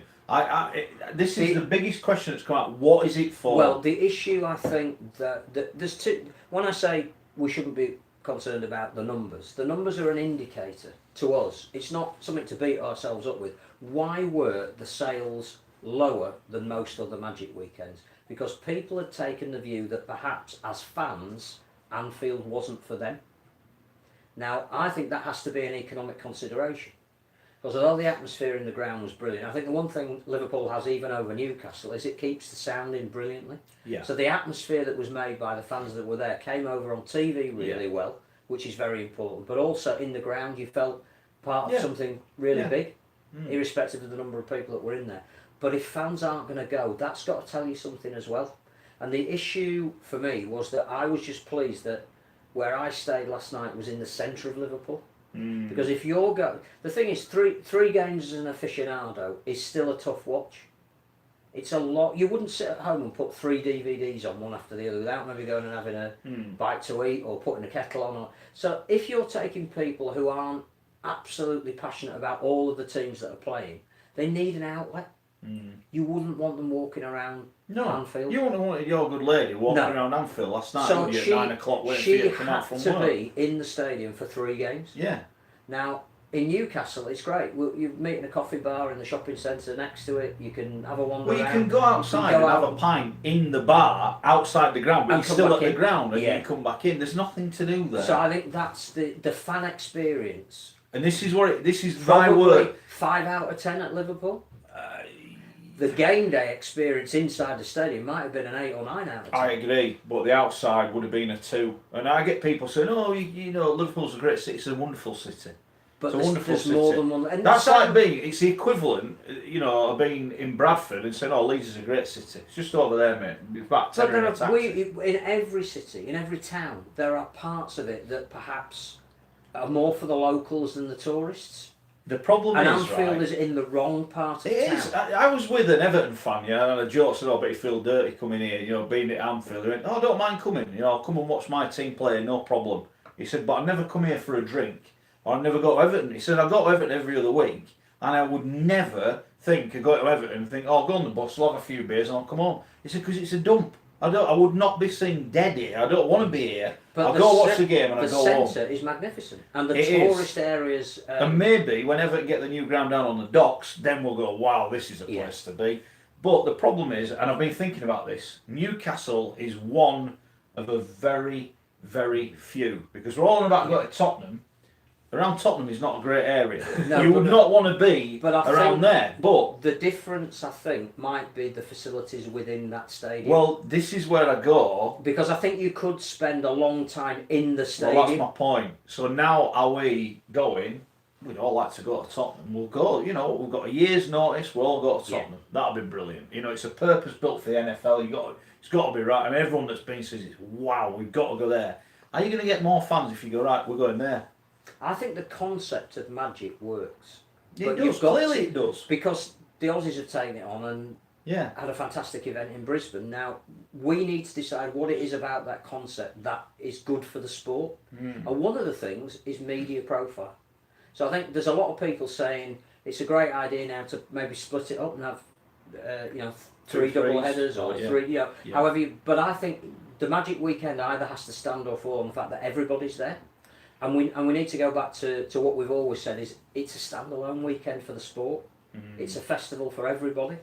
So, we need to get Bradford, Featherstone, Dewsbury, Oldham, Rochdale. Those fans need to be able to go if they want to go. Rather than take all of those numbers in the Championship and League One away from who might have gone to Magic. You're defeating yourself. So if it's vital for the sport, if we can make political and broadcast capital out of it, because let's not forget, we've got a new broadcast deal coming up in 2 years. This might be a very central element of it, having a Magic Weekend. So don't destroy the bits that work, but it has to be, identify some cities. I think it would work in Nottingham, because I think the football grounds, it's near enough to say, let's make a weekend of it, and that's part of what was missing at Liverpool as well. If you live in St Helens or Wigan or Warrington or even Leeds, why would you necessarily pay for a hotel? It's almost easy to just drive home. Well, just from a point of view, again, I use my family as an example, but my mum and dad went, 250 quid for 2 nights hotel, plus you got to get there, plus 40 quid in taxis. They actually went into Liverpool, so it adds to your expense. So you're 300 quid there, bit of breakfast on top, bit of food, your tickets. You're up to 400 quid before you've even got in the ground. And then if you're having a few pints every day, that's 400 quid. That's a lot of money you're asking people to pay out. Well, then suddenly Barcelona becomes an option. Dublin becomes an option, because if fans are paying that amount of money with enough notice, you make it the biggest event it can be. Yeah. And at the moment, I think we are in that compromise area where we've had a bit of money extra for the clubs. Fine, not a problem with that. It'd be nice to know how much that was. But less fans have gone. Yeah. Where does it become commercially viable? Well, the interesting thing is, I'll ask you about this, Rich. Liverpool have paid more than, we're told they've paid more than Newcastle. Yep. But yeah, when I get there and I get in a taxi to the ground, the guy's going, why are you going to the ground? I'm like, oh, there's a rugby on. Rugby? Who's playing? What's happening? I don't know anything. He's a taxi driver. It's his job to know what's going on in his city, and he doesn't even know it's Well, I on. wonder if that's partly due to the local tourist board or whatever. Well, I don't know. Because if they're paying to hold an event, why wouldn't you promote it? Well, I have to say, on the dock area, where we've spent most of the morning, you're inundated with things you can do. I was in Liverpool a couple of weeks ago and I saw nothing about it. So if you're going to market it, even if you've only got a very, very limited budget, get something down there. Because that is where it's heaving with people who, may pick up on the fact that, there's an event going on today, I might want to go and watch a bit of that. Yeah. But it's almost like it's a separate part of the city. You went to the NFL a few years ago. Did they have the giant NFL ball outside? They had loads. We need like a giant NFL. We need a giant circling ball. We can just take around the place and just stuck in the middle of Liverpool in the back of a truck and go, oh, what's this? Yeah. I think the important thing that probably got missed a bit last week with Betfred's renewal is that Datcha also renewed, and so it looks as though we are going to have a Magic Weekend for at least the next 2 years. Yeah. But now is the time. I mean, I was talking to somebody again who was a fan at the event yesterday, who was saying to me, do you know where the venues are for the Australian series? We will be coming back here again. Because the thing about Liverpool is that the fans have been, they went to a Four Nations final, they went to an England-New Zealand test game. Magic doesn't have that same attraction now because we've been there twice in the last... So do you know where and why don't we know where the Australian venues are going to be? This is the thing with the Newcastle thing is, we need to go back to Newcastle, but the crowds went down there, which is a conveniently forgotten fact when people... And I'm not saying I wouldn't go back to Newcastle, I enjoyed it, but they still fell year on year at Newcastle, didn't they? But last year was. The thing is, don't beat yourself up about the number. Just use it as an indicator. But the number's only relevant if that's the target. And I think unfortunately we made too much, even Super League did, of it not being the worst crowd. You're still pandering to mediocrity there. Hashtag negative rugby league. That's nothing to do with it. It's deciding what you want the event to be and how best you service it. Well, it's like the Summer Bash, isn't it? The Summer Bash is just going to the seaside for the weekend. There's nothing wrong with it. Exactly, we're not going to I grow think Steve Mascord made a point about the Bash and said, I've realised this week, the Bash, it's not actually even about the rugby. No. It's about going with your going in the pub and It's there's going on Leeds holiday. fans, there's Yeah, Fed it's going fans, on and you're having a holiday. few Rugby beers, and everyone's league having a goes on good time. holiday. Yeah. And there's nothing wrong with that. What was it about Liverpool that people were moaning about? I can't remember. I mean, the fixtures weren't necessarily inspiring, were they, as much as they could have been? No, but again, I think they worked on the basis of the fact that what you want is competitive games, and if you, there's always an indication that one team who plays away, they certainly do. You know, one year are not going to follow that form the next year. But we got, to all intents and purposes, games that looked on paper very competitive. I know I was going to say, and it was the whole growing the game thing. It's a misnomer because if anyone still believes Liverpool are going to have a rugby league team in 3 years, then Where switch was he? off and watch. Was he on the something else. pitch announcing his No, team? of course he wasn't. But we need to keep him in the sport. So it's not happening. The NFL, massive sport, isn't it, on the telly? Everyone watches the NFL, everyone's got a team. Right? How many of those people who watch the NFL religiously on Sky and on Channel 4 before it have ever been anywhere near the stadium of the team they follow? No. Just because people in Southampton might watch Rugby League once on the telly, they might have watched it this weekend, they might have, after the whatever was on before it on Sunday, and this main event, they just leave Sky Sports main event on at home, and St Helens versus Castlewood comes on, they go, oh, we'll watch this, see what happens.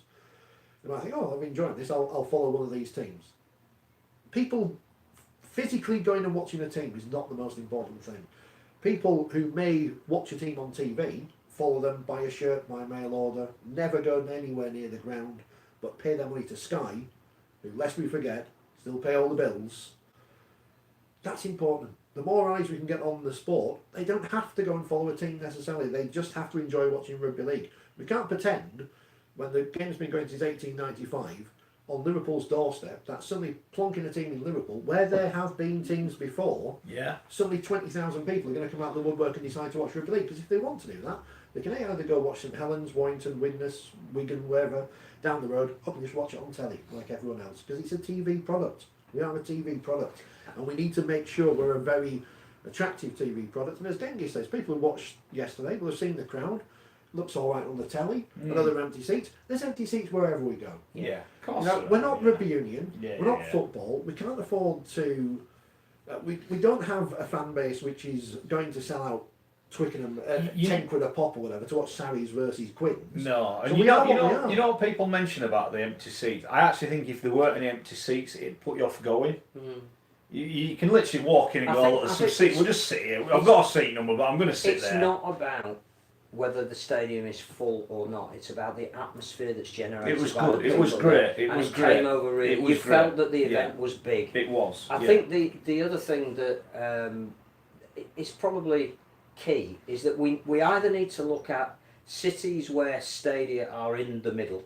So that is your Newcastle and your Cardiff and maybe. It's very hard, you know. Having been to all the football, there's not that many where there's lots to do. Or you look at a stadium that has everything self-contained in it. So I would look at, say, Coventry. Right. Because we're all big fans of the Bears. We think they're doing I saw the guy from the Bears. He would come up to me, introduce himself. Michael. We think they're doing a great job in trying to promote the sport down there with very limited resource. We took a Four Nations game, double header there, and never went back. But if, let's say, their stadium at the Ricoh Arena, and I know it's got issues with ownership and all that, but one of the things they did really well when that double header international was on was they had the fan zone inside. Yeah. There were things to do. There were coffee bars. There were restaurants. There were stands you could go and visit. You didn't have to watch every minute of the game. So if you can do it self-contained, I think there's a hotel on the site. So if you wanted to stay over, you may not say, well, let's have an evening in Coventry. It's a bit, having studied there, it's a bit hit and miss. But you could make a weekend of it because the facilities in the stadium are so good.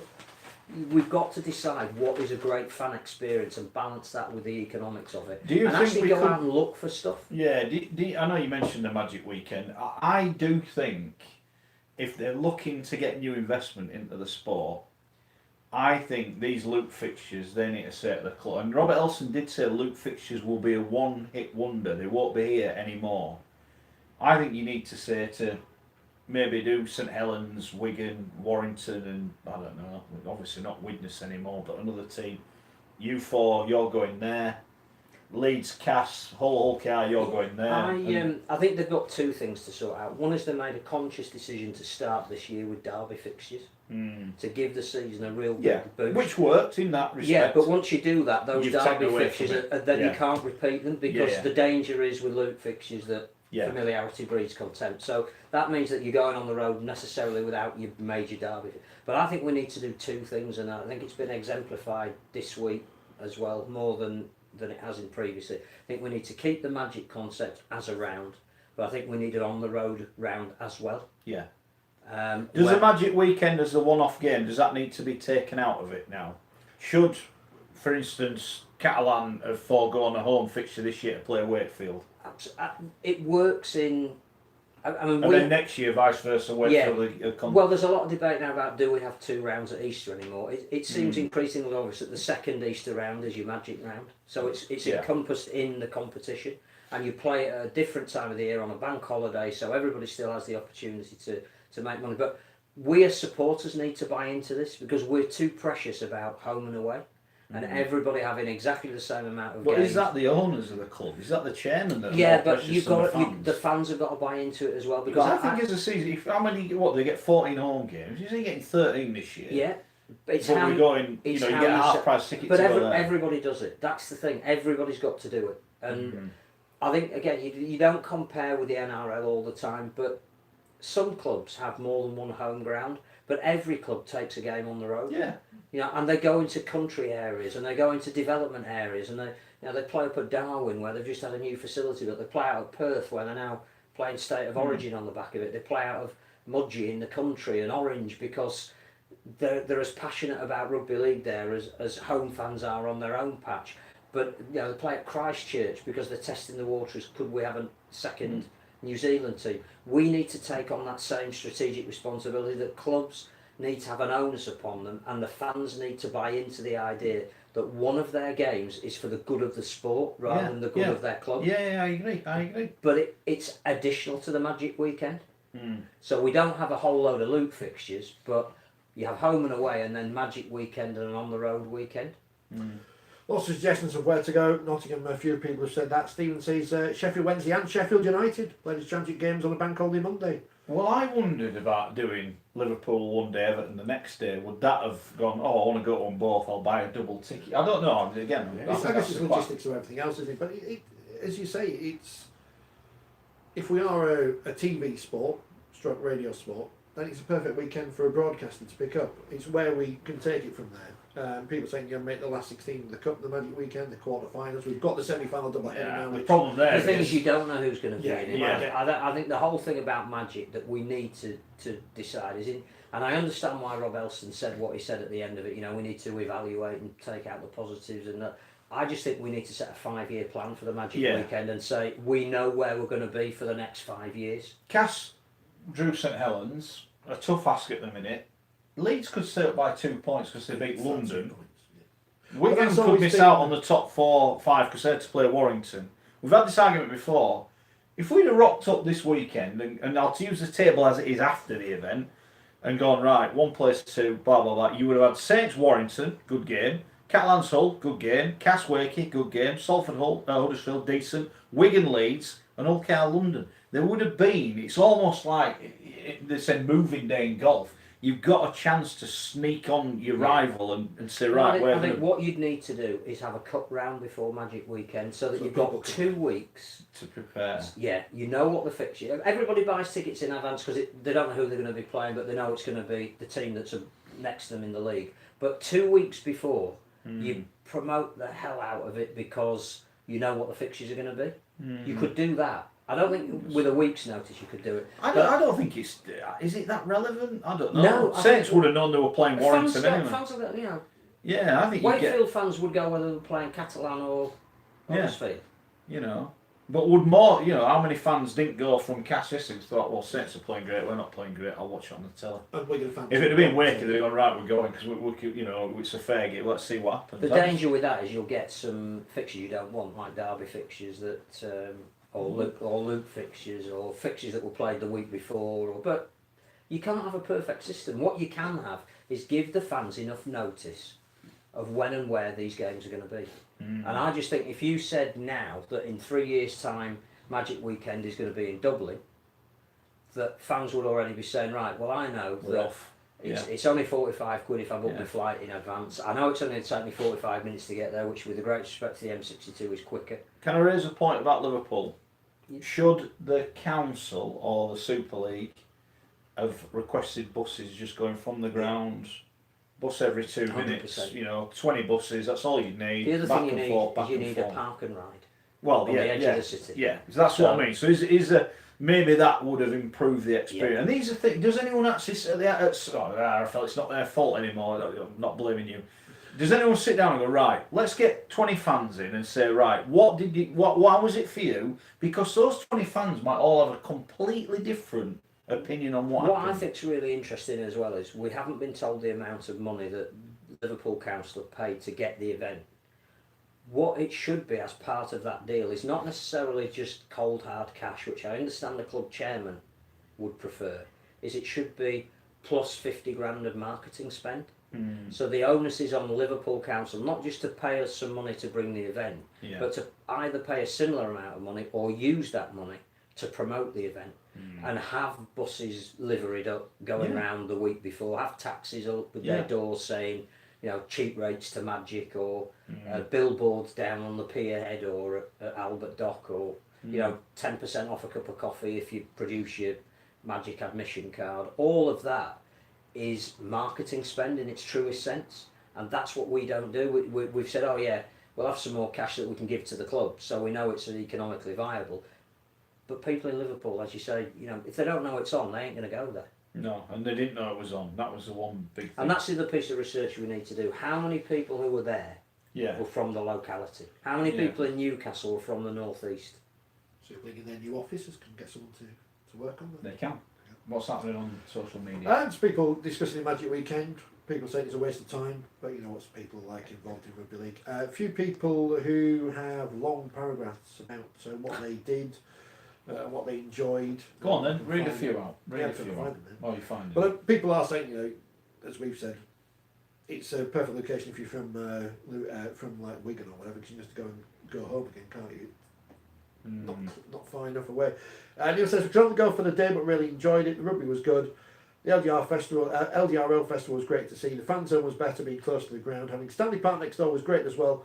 My son and a couple of friends had a kick about with a ball for a half an hour between. What's not to enjoy? No, likewise, my family and I have been to all the Magic Weekends. The ground atmosphere was good. Unfortunately, only half the package. You must give fans a nice selection of pubs and restaurants and things to do and visit. Most fans then possibly stay both days. It's a marketing tool, but let's make it an enjoyable marketing tool. Why, when we've already paid an events company who are very professional to run the game day atmosphere on the pitch, do we then employ another person who doesn't know how to use a microphone to shout into it? I don't Did it know. at the grand final, we employed him again. More foolers. Right, okay. Fair enough. That's not inside Rugby League, by the way. No, I didn't realise he was there. Well, I did used to have a podcast. I didn't realise he was there. I think we need Jury's out for me. I think we do need to decide how do we make it a special event. And Yeah. one of the things is the rugby. Now, you can't predict before you go that you're going to get great games. And I think we did really well this year, and I think you're right that it's not about the quality of the game, it's the fact that if a game is close and exciting, we didn't have too many that weren't captivating, and those that are aficionados looked at that Huddersfield performance and just went, wow, you know, although that wasn't a I think the close fans game. enjoyed it. Yeah. I think they enjoyed the misery Hull were having, but I also think they But they I enjoyed think the skill. we need to make more of it. You know, we need to have a slightly bigger gap between the games so you can put maybe a concert on. Or if PDRL is going to be played, it isn't a quick 5 minutes each way and off. Yeah. Give them 15 or 20 minutes, Yeah, you know, yeah. really make them enjoy. I think, again, that's the other thing we need to do in consultation with our broadcast partner is how can we make it more of an event? So between the second game and the third game on each day, let's have a concert, even if it's only for 15, 20 minutes. Let's have a band that people know or an artist that people know. Somebody who's got a new LP to flog, maybe. Yeah.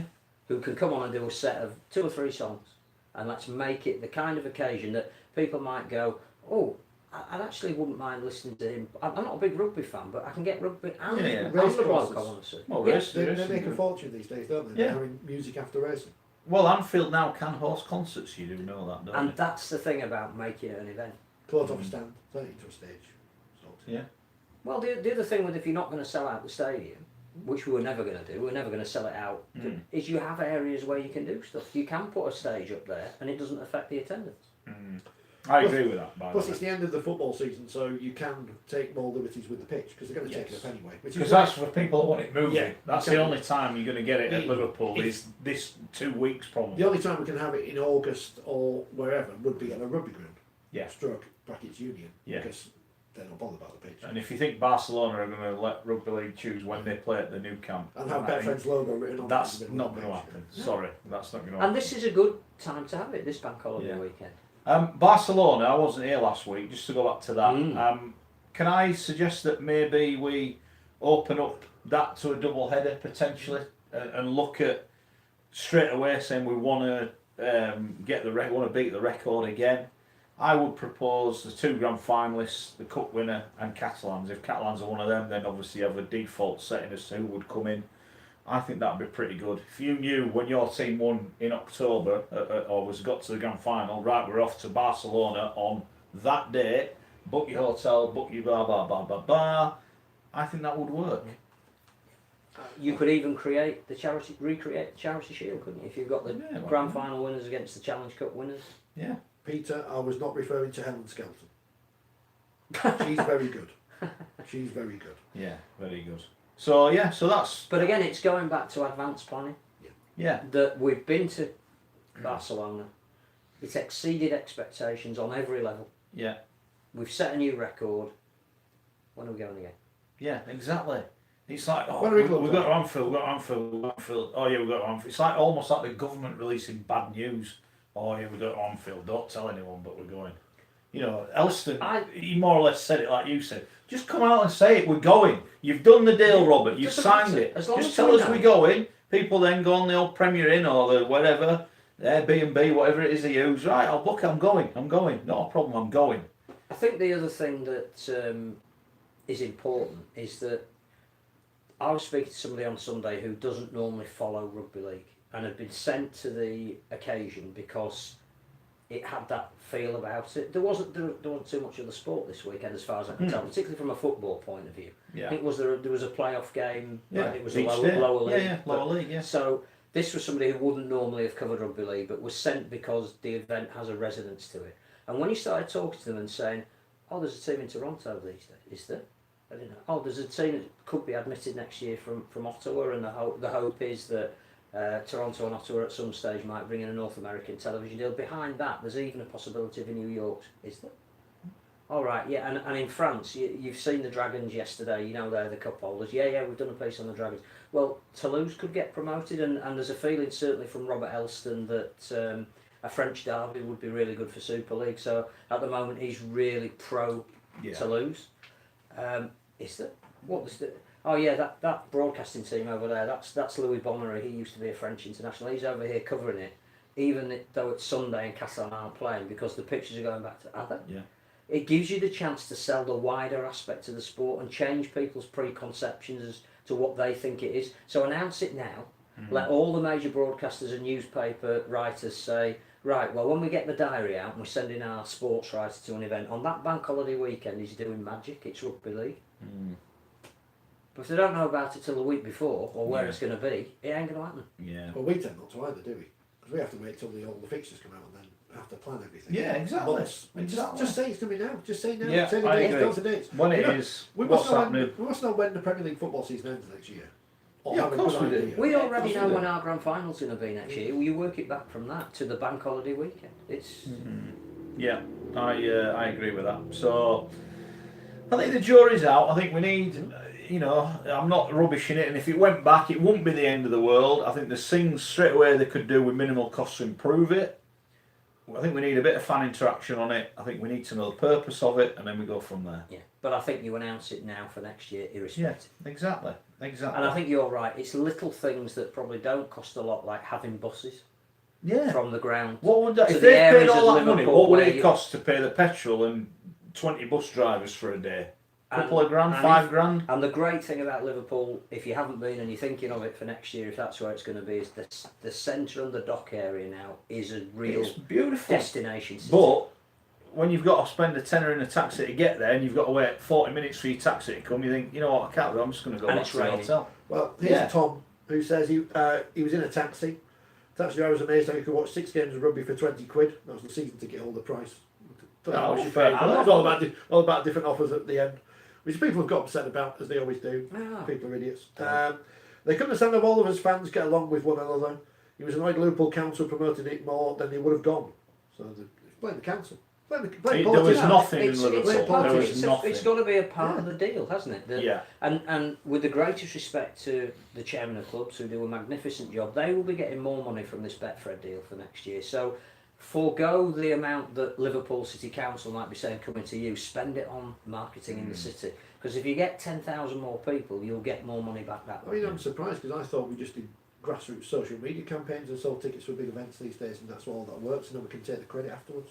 By the way, we did tell you on this show, what, a couple of months ago, yeah. that there was going to be a big new deal, so we did tell you. And Who knew? it's a big positive story. Of course because it is. more money's coming in. I mean, again, they didn't tell us how much, but they got Well, record deal, mate. At Yeah. least they, you know, we're shouting about it. We should do more of it. And it was a nice little thing there at Super League headquarters Yeah. in this trendy area of Manchester. It cost 38 quid to have an haircut. Which you didn't do. No, That's it. I think the other thing that is important is if the media outlets are going to be more aware of what we're doing by having an event like Magic, then so too are other sponsors. So I think, again, marketing is not necessarily all above the line. Some of it, you've got to spend it because it'll come in later. Yeah. I would have been really confident taking new potential commercial partners to inside the stadium and saying to them, for not a large amount of money in terms of overall sports sponsorship, you can have a piece of this. Now, it might not be this event because it's tied up with Thatcher and Betfred, but this is what we can offer you. All of the fans, great atmosphere, competitive games. Why wouldn't you want to be part of it? So, you know, it should work on, and then you'd get them in a taxi and take them to a hotel on the front. Yeah. We live in With the interesting blacks times. out Well, windows. Yeah, Well, and out for dinner. we live in interesting times, and the Super League and the IFL do need to work together more. And they need to thaw this icy relationship that appears to be between the two, because we are better together, as someone far better than I once said, and we need to work together for the betterment of the sport. I agree with that. And There should not be championship playing. Maybe you say at the top two in the championship, you're playing at the match. I don't know. There's ways and Because means. obviously, There's ways and means of doing it. Or One of the the most- championship play on the Thursday and the Friday, bearing in mind that those are specific nights where rugby league is normally on the telly, and it leaves Saturday and Sunday free for them to go to Magic if they want, or watch it on the telly, because that works. We're trying to secure a new broadcasting deal, so we want to get as high television viewing figures as we can. So if Bradford and Featherstone and Oldham fans are sitting at home and watching it, that's equally as good as them being in the stadium for our next broadcasting deal. I don't want to use phrases like uplifting and inspiring because they're almost patronising these days, but if you look at the LGRL and the PDRL things that went on the pitch at half time during some of the games at the Magic weekend, they were perfect examples of how Super League and the RFL have to work together on some things. Yeah. And they need to work together on everything. And people taking sides for whatever reason, who are being fed information by people at clubs, we need to work together. Yeah. We need I to work think together. you hit the nail on the head earlier when you said we know the details of the Betfred deal for Super League. We know it's a record deal. At the moment, they they sponsor the lower divisions. Have those lower divisions lost a sponsor? I know some club chairman, as we saw last year, think they can go alone and make it successful, but they can't. You know, the facts of the matter is, and I saw people getting excited about the Sky figures for the Summer Bash, and you know, it's once a year thing. But you're not going to get those numbers elsewhere. You're not going to get them on BT. You're not going to get them on Premier. BT aren't going to pick up second division rugby league. I don't even know why I'm saying that. You're not going to get them on Premier. You're not going to get them on Free Sport. We need to work together. And I know there's not much Championship Rugby League on Sky, and I know it's only on because Toronto pay. With Hull FC against the Catalans Dragons Well, Thursday night. I know you think that Hull are keeping some of their powder dry for this. I just feel that there is something about the Dragons at the moment, and the manner in which they just saw out the game against Wakefield, which perhaps is not a game they would have won recently. Missing a couple of key men as well. Well, not missing 3 key men, because we talked about the spine of a team. When you haven't got Sam Tompkins, Greg Bird and Michael McAloran, but you still find a way to win, that tells me you're travelling all right at the moment. The fact that they're staying because they have to, because it's a short turnaround. Again, I go back to the fact that it cost them virtually, everything they had to bring that trophy. They're not going to give it up lightly. I'm going for the Dragons. I think this is a difficult week for Hull, because I think there is an expectation amongst their fans that they could almost forgive the aberration at Magic if they get it right and into a semi-final. Don't take your eye off the Dragons. I think they're going to do it by 6. Without those 2 Challenge Cup wins, people would look at Hull FC much differently. I know that's a stupid thing to say, because you can only win 3 things, and that's one of them. They were good against Castleford, but Castleford were dreadful. They were awful against Huddersfield, but Huddersfield were very good. Catalans having won in Barcelona, I don't think we know how important that was for them as a team and a club. And I think the players who are not Catalans or not French, I think that might have opened their eyes, because the way Steve McNamara spoke after that game about how important it was to play in Barcelona, and how hard-working the Dragons, the Catalan people are, the French people are, and how the team represents them. I think that might have opened a few eyes to that club, and I think they'll win comfortably on Thursday, because I think they're playing for something more. And I think I would go, well, Stephen's gone for Catalans by 10, and I'll go for Catalans by 10 as well. Wow. I have to say, all night I've been thinking Hull. And now I'm getting a little bit, I don't know. Hull chucked it in against the Dragons the week before they played Cass. Cass weren't great. They beat them. Game was over after 20 minutes, in my opinion. They won it. This is a Hull team that went to Warrington and won. That is not many are going to do that this season. When there's something on the line, I think Hull, and they've shown it in 2 cup finals, that they've pulled out a performance, that the cup is special. I think all week they won't have even. I know Lee Radford was furious with the performance, but you can't be too downbeat on it, because they have to win this week. I think they will win.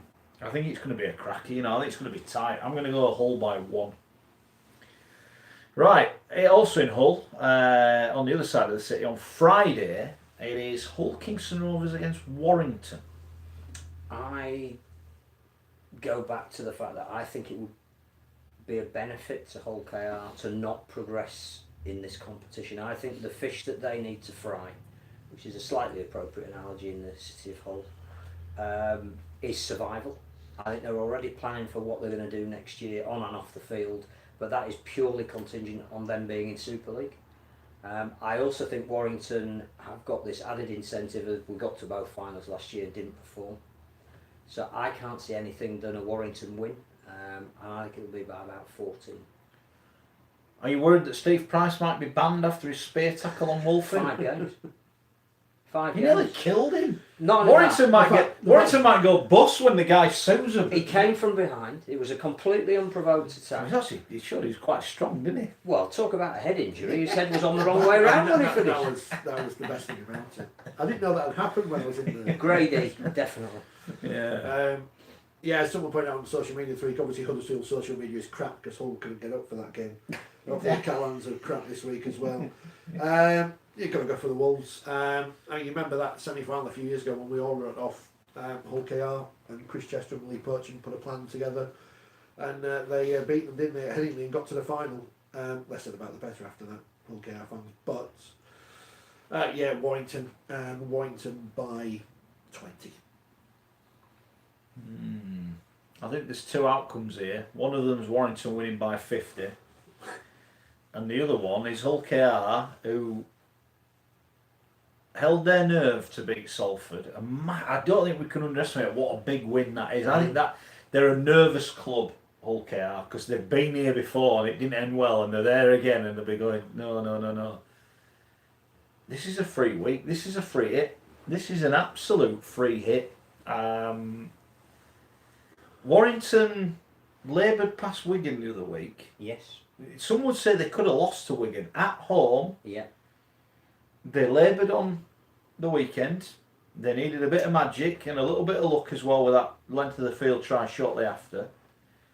Wigan aren't very good at the minute. Hull KR at home. They put, what did they score, 30 odd or 20 odd against St Helens the other week when they were beaten? We're getting a shock. I think Hull KR are going to win. I think Hull KR can win this game. They could lose by 50, and I really could see if Warrington get 20-0 up early on, I reckon that could well happen. But I think if Hull KR can stay in it early, Friday night, I think all the pressure's on Warrington. They're expected to win. They're expected to get to the cup final. They're expected to win the cup. I think Hull KR could be about to win. Hull Derby in the semi-finals at Bolton. Stroke, probably. Or not Bolton. Stroke Sheffield or whatever else it's going. Yeah. Right, I'm going for Hull KR by 2. Ryan Shaw, if he plays, is going to boot the winning goal. St Helens against Wakefield. This is on Saturday at 3:15. Phil. Wakefield without David Fafita, we believe. Possibly.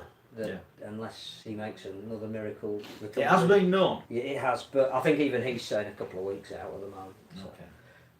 Okay. Wakefield against Catalan at Magic looked like a team where injuries had just caught up with them. They've done absolutely brilliant managing them.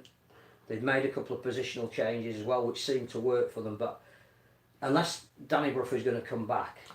Well, you didn't see him on Saturday, did you? Because you weren't there, but he was walking around with his arm still in a pot. So, So, for me, he would be the only reason why you would back them to beat St Helens. I just think, again, the manner in which Saints played this week was an eye-opener for me. Because I think you talk about the... They only got beat the week before by Salford, though. And Huddersfield pushed them all away in the last round of the Cup. But the difference is where Warrington have stumbled and lost at home to Salford and lost at home to Hull, Saints haven't. They've gone through... Nobody can go through a period of the season that is this long and play at the peak every week. Yeah. Saints have been through a period where they weren't playing at their best, but still won. Yeah. And that's why I can't bet against them at the moment. So is this the wrong time for Wakefield? Yeah. You know, Yeah. we mentioned their injuries. They've been playing busted for a long time. Yeah. And I think that caught up with them the last 2 weeks. And I just don't know if the turnaround is sufficient for them to get the key players that they would need to win on the park. So I'm going Saints by 14. it's a free hit. Because we're expected to go there and lose. Probably will do, sadly. Still got pins stuck in the Jonathan Davis voodoo doll at home after drawing us out away from home at Saints, but never mind. Could have given it against Halifax, jeez. St Helens by 8. Okay. I worry about Wakefield. I thought they should have won on Saturday. I really did. I thought they were going to win, and they found a way to lose. And they'll be there or thereabouts in the playoffs. But I think this game has just come at the wrong time. And if St Helens, as you said, if they play like they did on Sunday night, I can't see Wakefield winning the game. They could do, but they're going to have to produce a Herculean performance. And at the moment, I'm not sure they've got the fuel in the tank to do it. So I think St Helens, I'll go by 18. Right, the big one, Bradford against Halifax. Halifax who beat Bradford at the Bash, 2 weeks ago? What's going to happen here? Well, neither going into it in great form, but I do think that's because of the distraction of the Cup. You know, one of them is in the semi-final, and that is massive for both of them. I think there's plenty of time in the league to still make the top 5 and have an impact in the playoffs, but their initial focus at the moment is putting everything they can into this Cup run, because one of them is going to a double-header to play a Super League opponent, which if they can create an upset would see them at Wembley, which is just an astonishing thought and brilliant for the Championship. How can you bet against the master of the Challenge Cup, Mr. Keir? Probably can't. I think home advantage is going to be the defining factor. If Bradford can harness again the spirit they did against Leeds and their almost faultless performance that day, it's a free hit for Halifax, I think. But I'm just going to go Bradford narrow. Live on the BBC. The first B standing for Bradford, because they'll all be there on the telly. There'll be no one from Halifax there at all on the panel, because they don't know anyone from Halifax. It was the commentary was shockingly biased in that game against Leeds. And thinking about that when I'm saying that about Leeds, I think Bradford will win. I think they've got too much for Halifax. I know that's ridiculous to say, because you look at the league table, they're level on points on 16. I think as Phil says, this is bigger than the last 2 games Bradford played yeah, they might make the top 5 this year, they might not. They ain't going to go up though because Toronto are, or Toulouse. They're not quite at that level yet, Bradford, are they? I think losing Dane Chisholm was obviously a big Well, he blow hardly for them. played, But, though, had he? yeah, He hardly played. but yeah, I'll go Bradford, and Bradford by 12. Bradford should win.